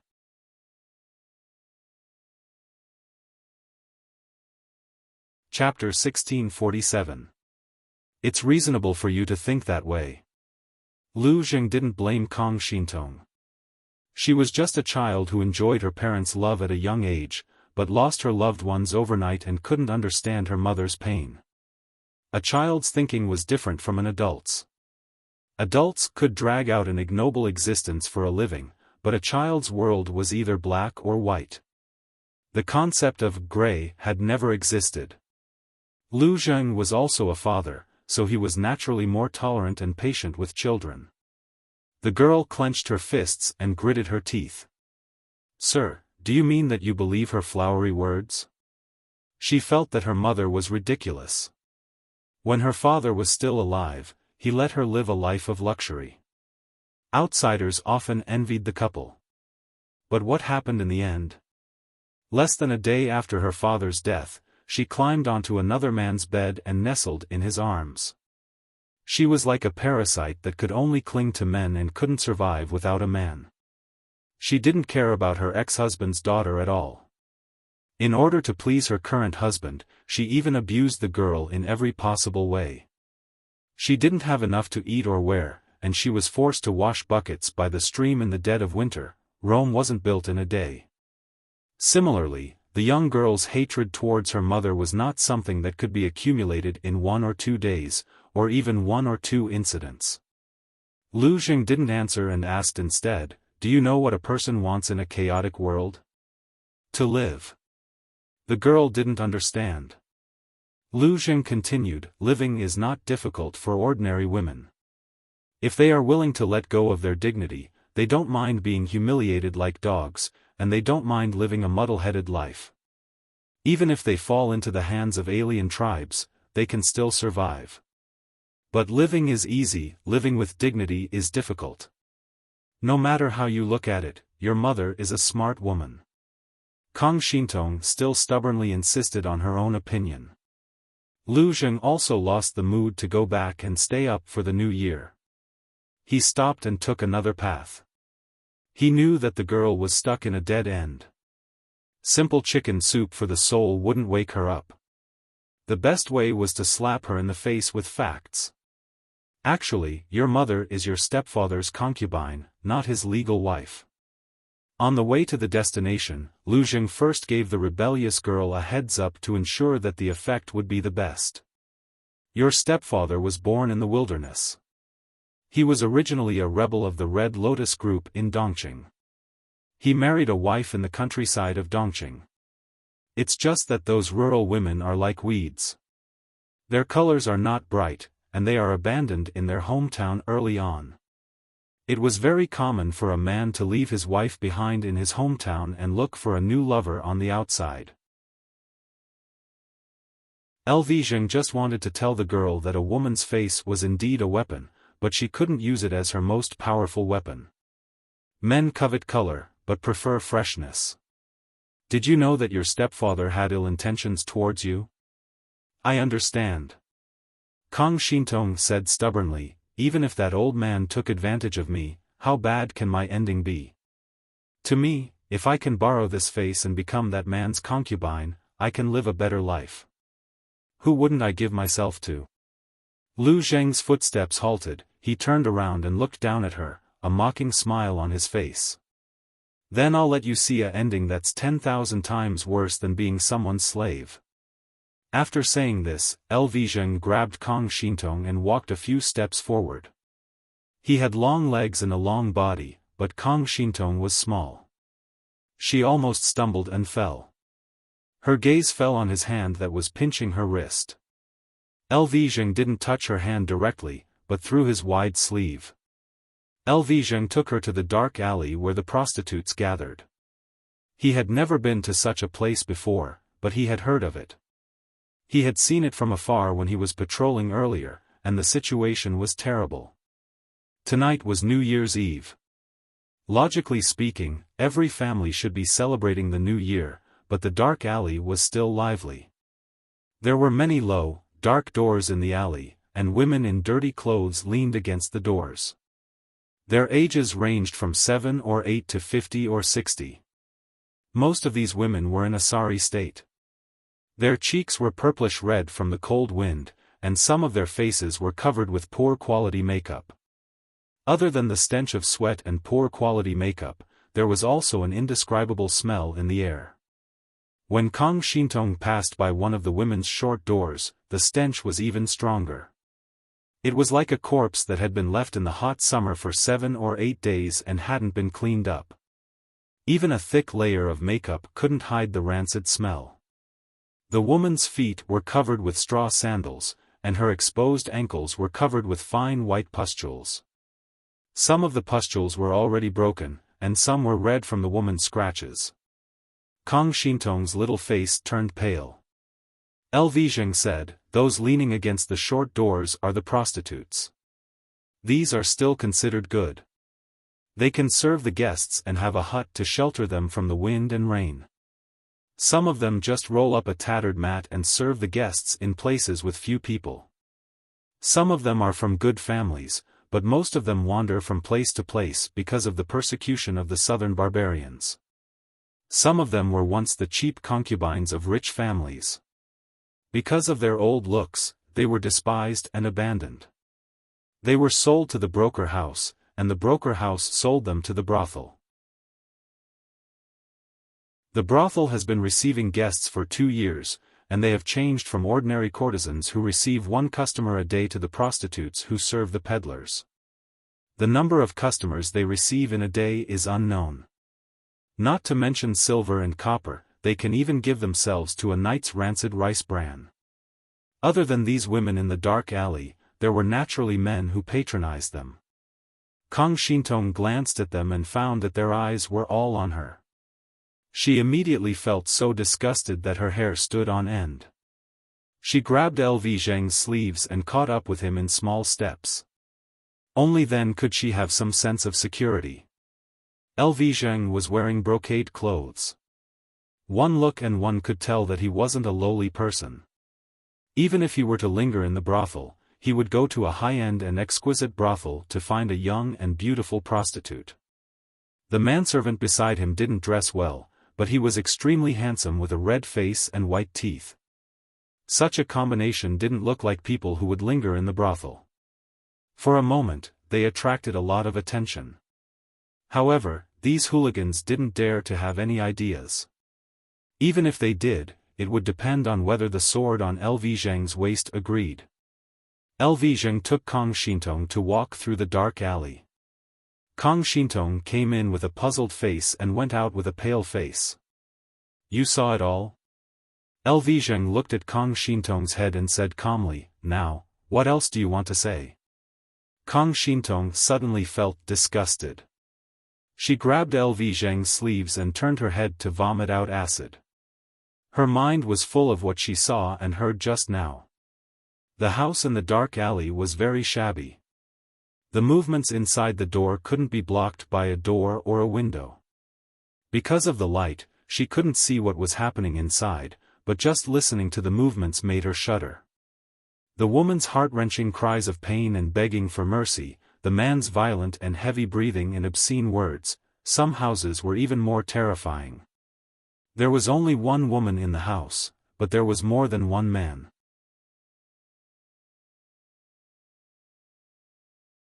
Chapter 1648. She could not help but think of LV Zheng's previous words.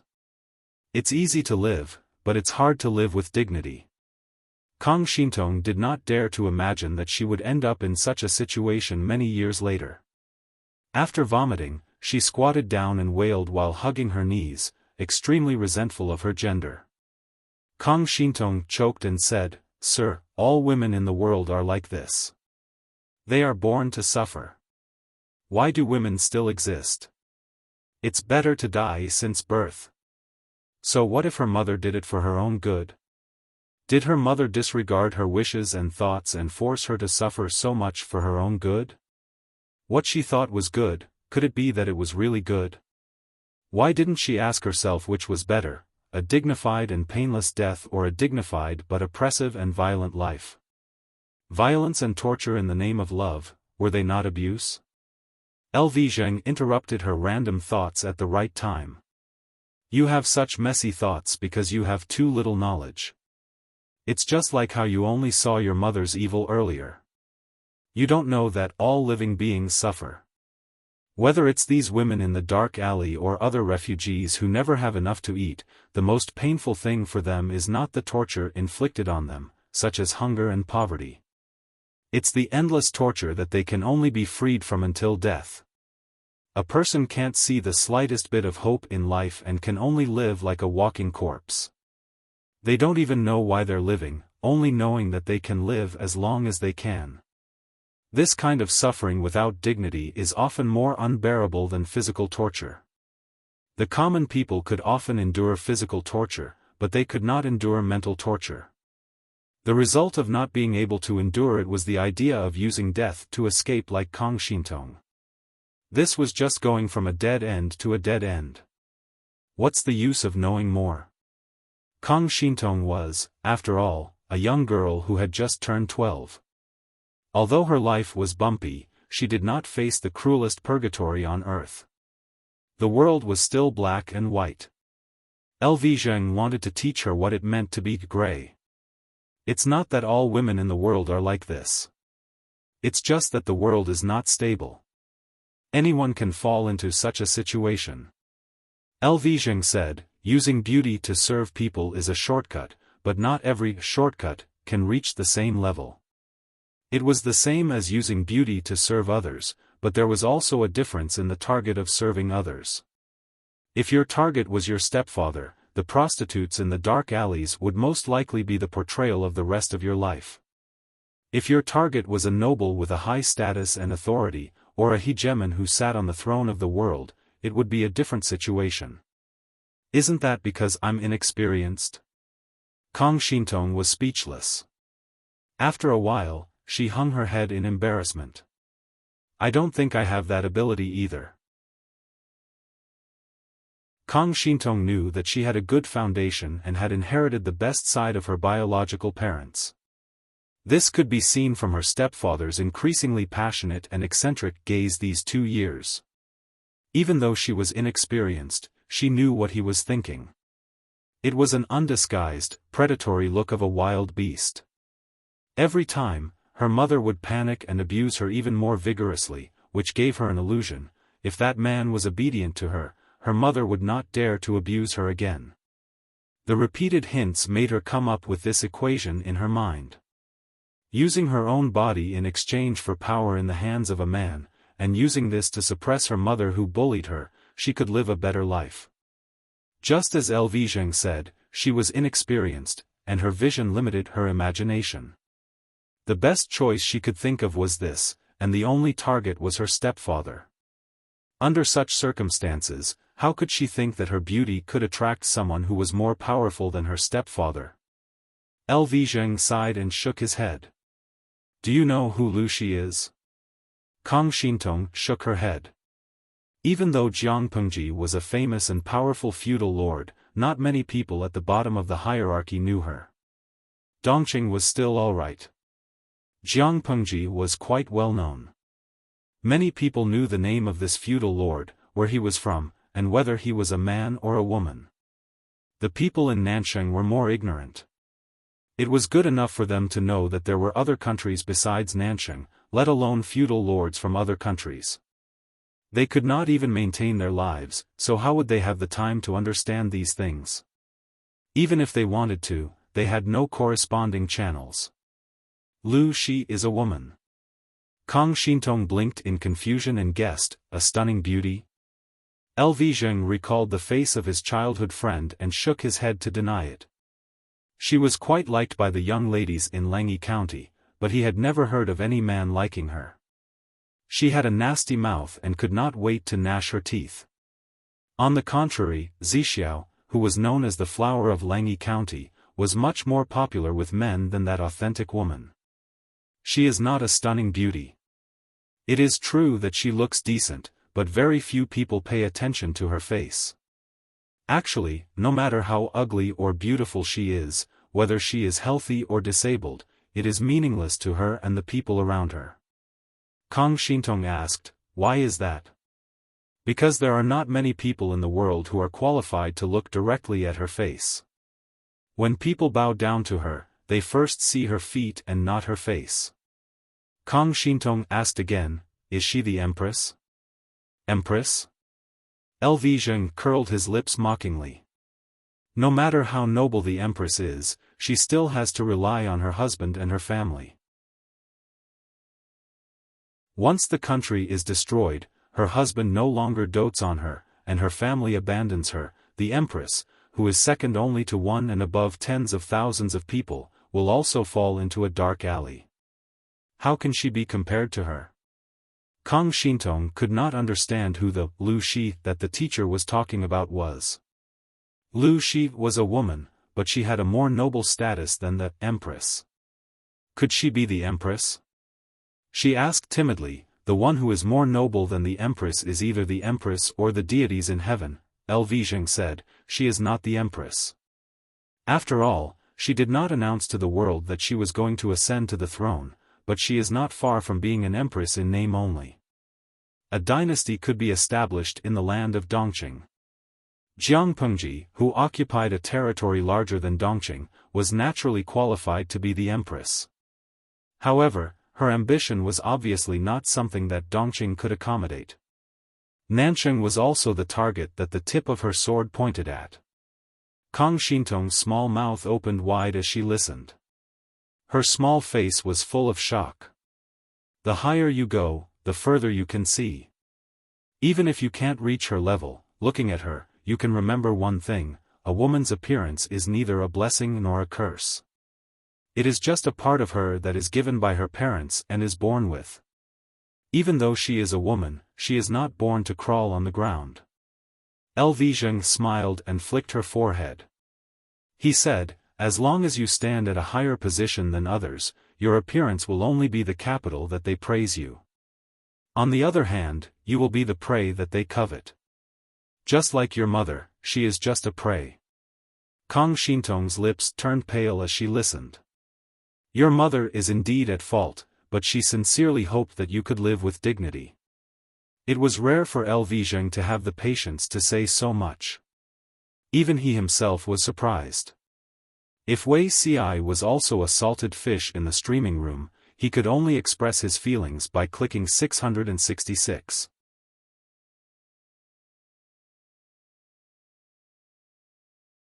Chapter 1649.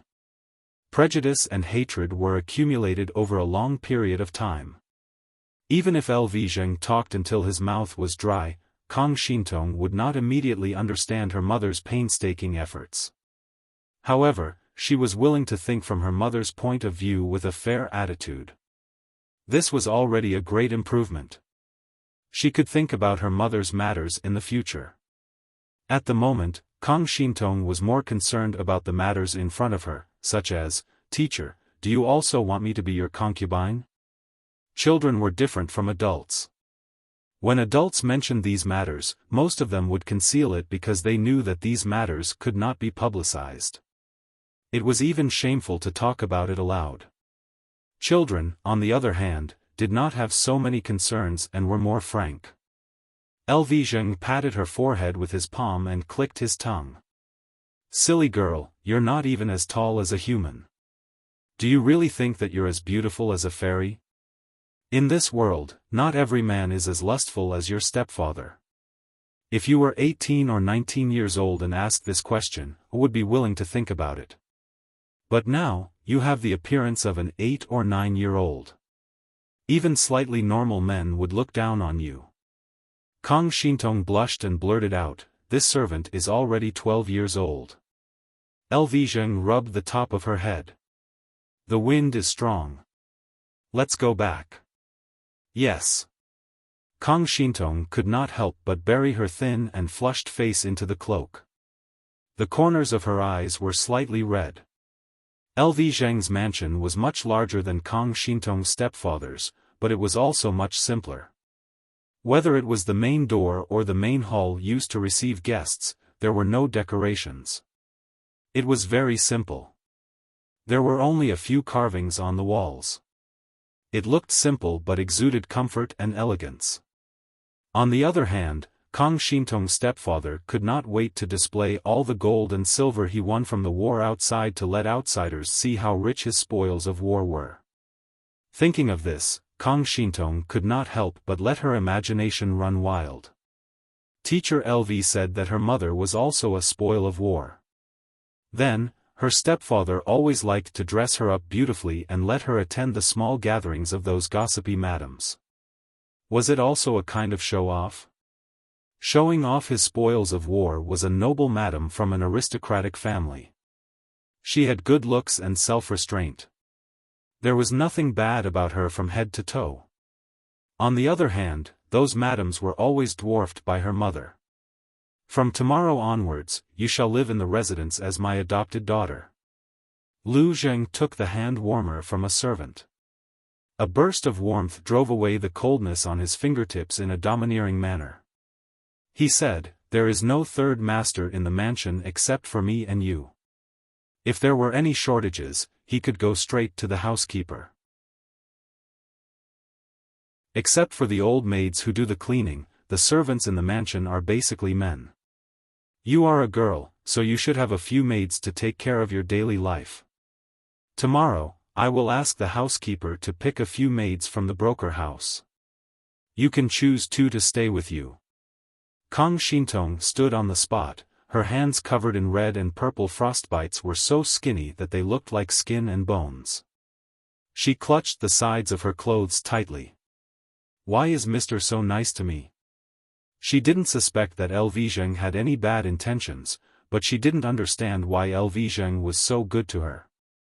It must be known that in this world, even if parents raise their children, their original intention was to continue the bloodline and continue the family line.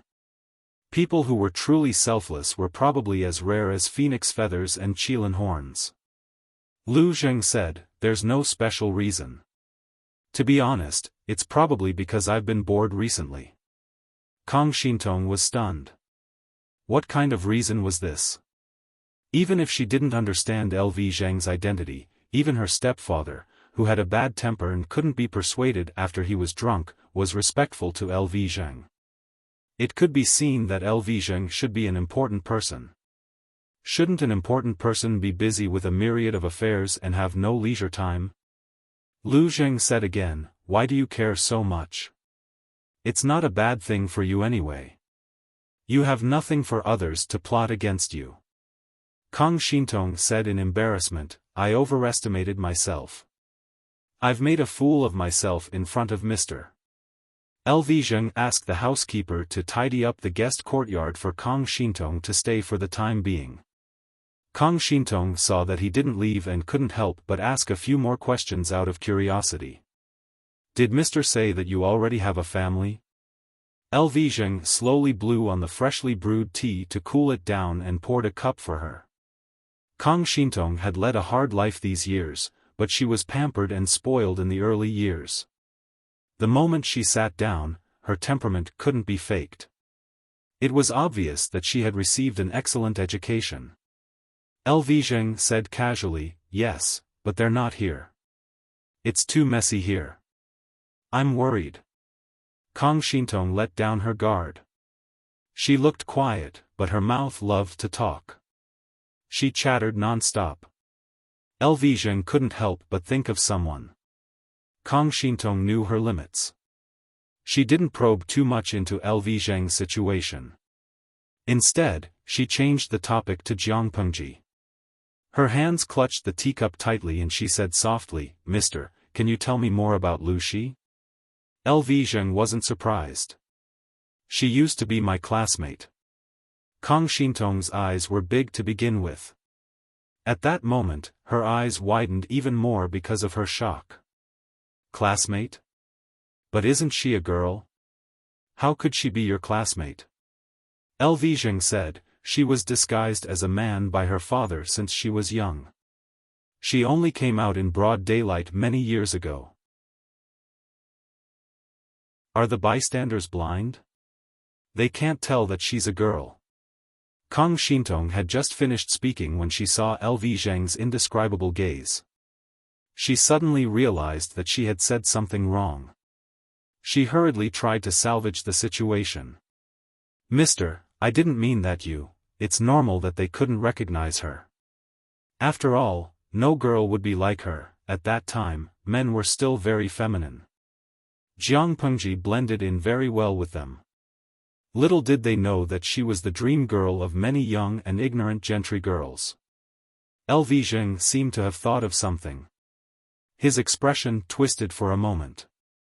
Even though he hadn't spent much time with Jiang Pengji, she had successfully left a nightmarish shadow in LV Zheng's heart. Even though he was hurt, LV Zheng didn't deny everything about Jiang Pengji.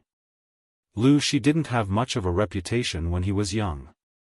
"I went to Hejian County to ask around. Most people only vaguely knew that there was such a Lang Jun. He lived in the inner residence for a long time. The teacher was a famous scholar in Dongqing, Wei Yuan. I couldn't find out more about him," LV Zheng said. "He showed his talent at the age of 12. He trained the troops, cleared the bandits, and became Yuan Jing's disciple. After 3 years, Dongqing was in chaos. The 3 tribes of the northern borderline were aggressive. Lu Xi's sister was betrothed to the 4th prince of Dongqing, Wu Majun. She represented her father, Lu Xi, to send her off. Not long after, she was put under house arrest in Shangjing." "House arrest?" Kang Xintong exclaimed. LV Zheng said, "This involved the struggle between the 2 factions in the Dongqing court. The reason was more complicated. In order to stabilize his power, the Dongqing emperor ordered the gentry to send their descendants to Shangjing as hostages. If you're interested in it in the future, you can study it. Then how did she get out? Lvijing said, I don't know what method she used to get out. Before I saw her move, there was an earthquake in Shangjing. The earthquake in Shangjing caused the royal family to move the capital. They abandoned the deserted capital and moved to Chenzhou. They also abandoned the people on that land.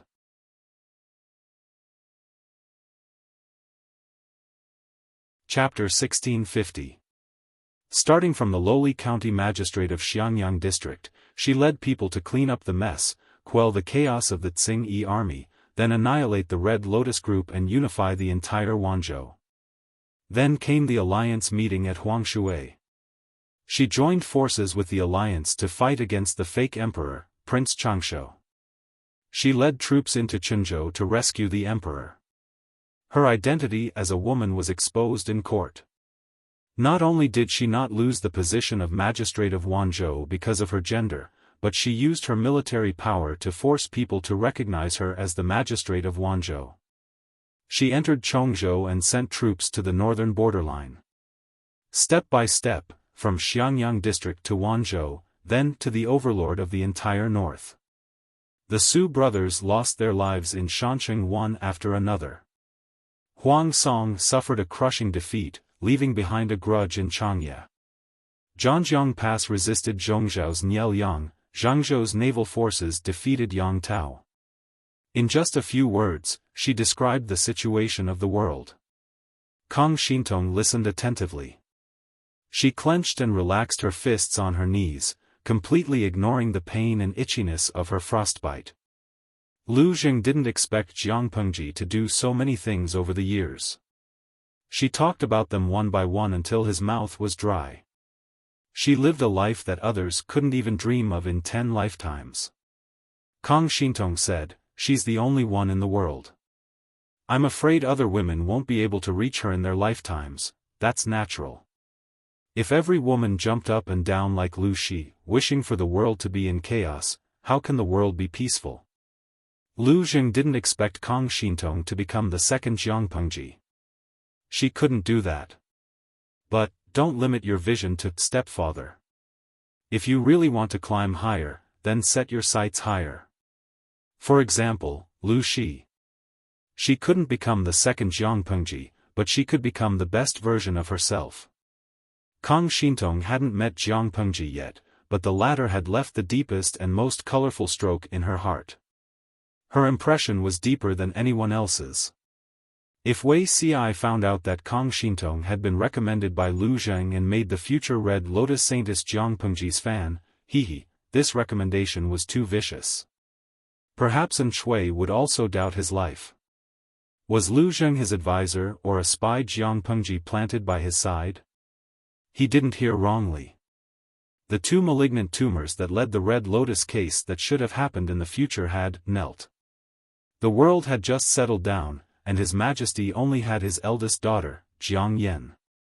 She had repeatedly wanted to make Jiang Yan the crown prince, but she was obstructed by various parties. On the surface, she was the imperial censor, but in reality, she was also interfered with by the scholars and the commoners. Everyone always said that His Majesty was still in the prime of his life and that he would live for 10,000 years in the future, so there was no hurry to appoint a crown prince. In fact, he was just stalling for time, hoping that Her Majesty would have another child, perhaps a boy. At that time, everyone would elect the prince as the heir apparent. Perhaps His Majesty would be persuaded. More than a year after the establishment of the Jiang dynasty, Her Majesty became pregnant again. The court seemed calm, but in fact, undercurrents were surging in the dark. All the forces had their own plans. Looking at it now, Wei Ci felt that Her Majesty was the one who was the most scheming, bullying her own subjects in various ways. When he was in the middle of a happy birthday, the remnants of the Red Lotus group rose from the ashes and even spread their teachings to the officials' back residences. Some people with ulterior motives had tried to use the Red Lotus group to harm Her Majesty and Jiang Yan. The Red Lotus group had also used them to open the door to infiltrate the palace and plan an assassination. The Red Lotus group was very good at picking the time. It happened to be the day when Her Majesty launched the Happy Birthday. Even though he later found out that this was all done on purpose by Her Majesty and that the whole situation was part of her plan to kill the disobedient people in the court, Wuxia was still so scared that he broke out in a cold sweat. This religious assassination was also known as the Red Lotus case. The leader of the Red Lotus group was the grandson of Wu Liba, the sage of the northern borderline. Of course, this fish that had escaped the net was killed by Wuxia in advance during the Battle of the Northern Borderline. The other leader was the Virgin of the Red Lotus group, a woman who used to go by the name of Kong Shintong. The remnants of the Red Lotus group were wiped out, and Kong Shintong was also caught. What shocked Wuxia was that after this woman was caught, she almost escaped from prison. Someone helped her escape, and someone wanted her dead. After careful investigation, in a sense, Kong Shintong was a little awesome. Her Majesty, who was sitting calmly on the fishing platform, ate melon seeds and watched the show. At the same time, she threw a thick file of information about Kong Shintong. Kong Shintong was born into a noble family in Nansheng. When she was young, she and her mother were captured by the southern barbarians and suffered a lot. Because her mother covered for her, Kong Shintong struggled to grow up to the age of 13. At the age of 13, her mother died, and her identity was exposed. In order to seek a better life for herself, she had no choice but to use her beauty to seduce the leader of the southern barbarians. With the help of the leader's power, she killed the barbarians who had once taken her. After 2 years of peace, An Chui forced the southern barbarians into a desperate situation. Before he ordered a massacre, Kong Shintong disappeared. When she reappeared several years later, she became the Virgin of the Red Lotus group, an underground cult. No one knew where Kong Shintong learned some treacherous sorcery and deceived the people. She began to infiltrate the inner residences of the officials and developed followers. Wu Liba's grandson ran the Red Lotus group and propagated its teachings. Kong Shintong used these followers to attract more people to become her subjects. Some people joined the Red Lotus group because of her beauty, while others joined because of the Red Lotus group's secret power. Like a rolling snowball, the Red Lotus group grew stronger in a short 2 or 3 years, forming a huge network of connections. Wuxia still remembered Her Majesty's complaints. This child is so beautiful, but she ran off to engage in multi-level marketing. How stupid is she? How did Her Majesty find out about the Red Lotus group? Although the Red Lotus group had developed quite a lot, they were all operating in the dark.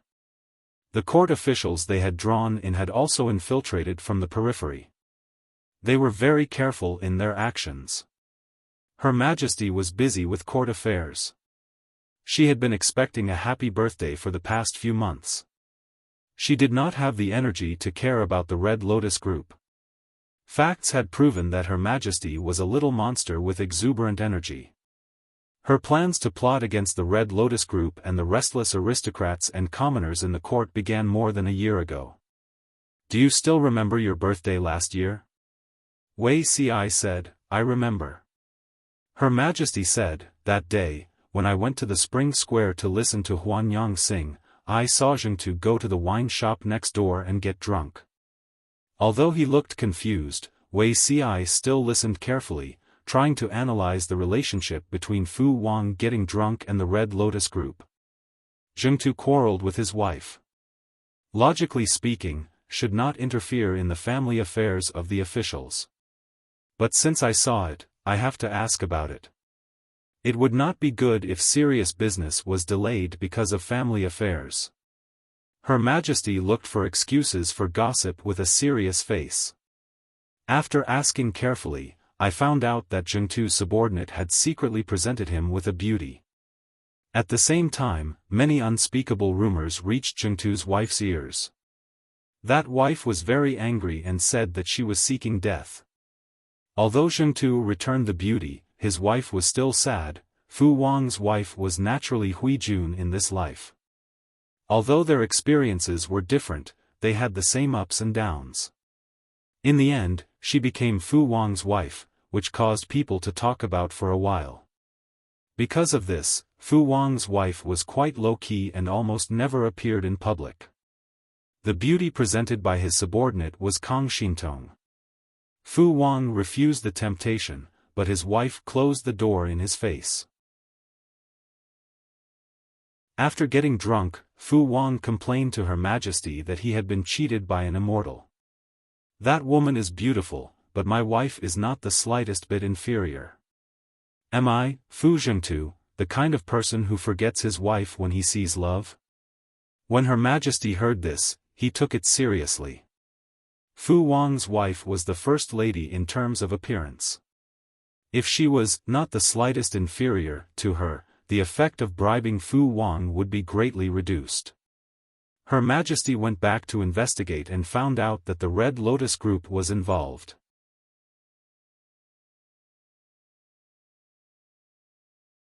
Chapter 1651. What he said was true, but Wei Ci was not sure how true His Majesty's words were or how much he was joking. If it was in his previous life, Wei Ci would have believed it 100%. He wouldn't have dared to doubt it. In this life, the more he understood her, the more Wei Ci knew how deep her heart was hidden under her cynical appearance. He thought that Her Majesty's plan against the Red Lotus Group was probably earlier than what she said. She could see through people's hearts and control the overall situation. As her enemies, they often didn't even know how they were plotted against. To be honest, it wasn't clear whether the courtiers were lucky or unlucky to have met such an emperor. Whether she was a lord or an emperor, her scheming and strategizing didn't lose out to any counselor. She didn't lose out when it came to scheming and plotting against the entire court. Sometimes Wei Ci even imagined that if it wasn't for the fact that Her Majesty's energy was limited, she might be able to carry the entire chaotic world by herself. This could be seen from the court records after the establishment of the Jiang dynasty. As the banker, she would definitely win. As someone who boasted about Her Majesty and Her Majesty, Wei Ci could boast about her even with his eyes closed. Wei Ci was Jiang Pengji's fan leader and the chief instructor of the Internet Water Army. It was normal for him to boast about Jiang Pengji, but Lu Zheng was more confused. As An Shui's counselor, Lu Zheng had unintentionally helped Jiang Pengji sell several copies. In the end, he had even turned the future leader of the Red Lotus Group into a fan. That was a wonderful move. Of course, that wasn't the best part. The best part was that Kang Xintong was determined to treat Jiang Pengji as her idol for life. She wanted to be her only fan. LV Zheng smiled with relief. He was indeed Master Yuanjing's student. He was good at teaching and educating people. Wasn't this rebellious and Chunibu awakened by his strong medicine? It's good to have ambition, but you have to think clearly. No matter how high Lu she stands or how far she goes, she's a rare existence among women. She can be a role model, but you can't be too obsessed with her success. The world treats women harshly. Maybe you've worked 10 times harder to be on par with a man who has worked twice as hard. It's far from the results you expected. Lu Zheng gave Kang Xintong a heads up to prevent her from falling behind. Even so, you won't change your mind? Kang Xintong was still young and couldn't fully understand Lu Zheng's words, but she could hear how serious and solemn he was. After careful consideration, Kang Xintong nodded heavily. She didn't expect to become as powerful as her idol, but she wanted to live with dignity. Kang Xintong wanted her mother to see what was the most dignified life for a woman. May I be so bold as to ask Mr. to show me the right path and teach me how to achieve my wish? Kang Xintong bowed to Lu Zheng without saying a word. Her slightly perplexed eyes were now filled with stubbornness and pleading. LV Zheng raised his hand and pressed her shoulder. She looked at him expectantly and cautiously. Call me godfather. His own child was still crawling, so Lu Zheng planned to adopt a foster daughter to satisfy his fatherly cravings. At the same time, he could also practice and learn how to be a qualified father. Hearing Lu Zheng's words, Kang Shintong instantly understood and called out, "Godfather." LV Zheng gladly agreed. Kang Shintong bowed again joyfully and said loudly, "Godfather, please accept a bow from your daughter."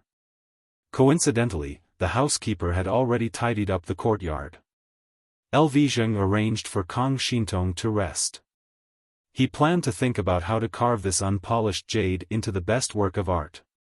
He was used to staying up late, so he was still full of energy the next day. Kang Shintong, on the other hand, was a little sleepy.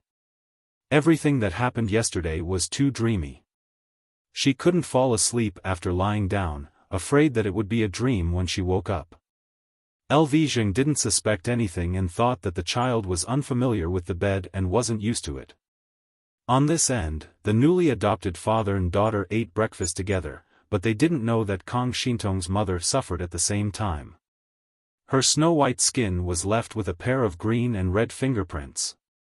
2 palm prints were very swollen, and her entire face was swollen. It was as if a perfect painting had been carelessly smeared by a naughty child, losing its beauty. The person who hit her was none other than Kang Shintong's stepfather. Her stepfather was drunk last night and promised to send Kang Shintong out in a daze. When he woke up the next day, he regretted it.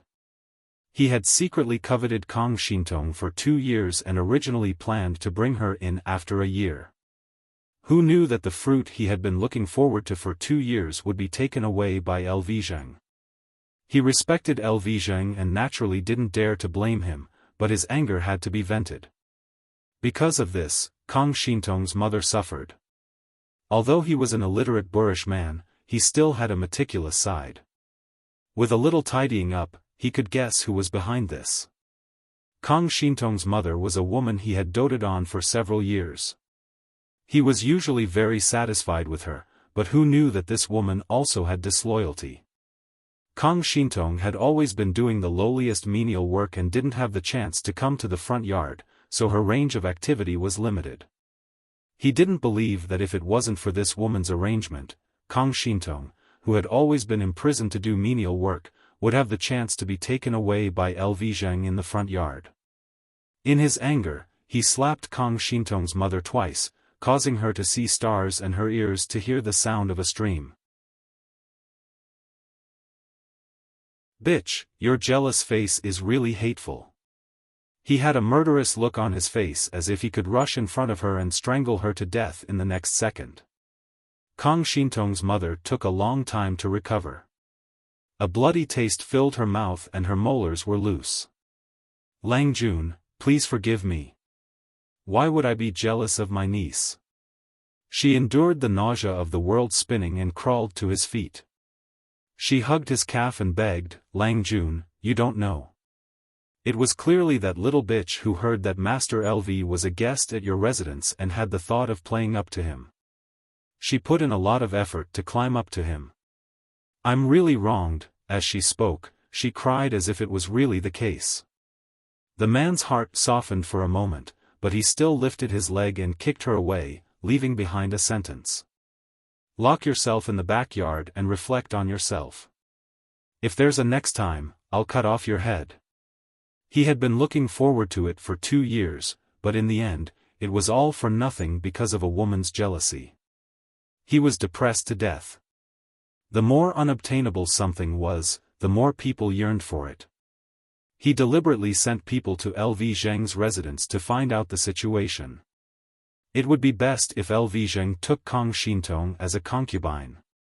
These days, it was considered elegant to treat guests as concubines and give each other concubines. He could use a young and beautiful girl to exchange for Kang Shintong. If one was not enough, then he would get a pair. He never thought that LV Zheng would really take Kang Shintong as his adopted daughter.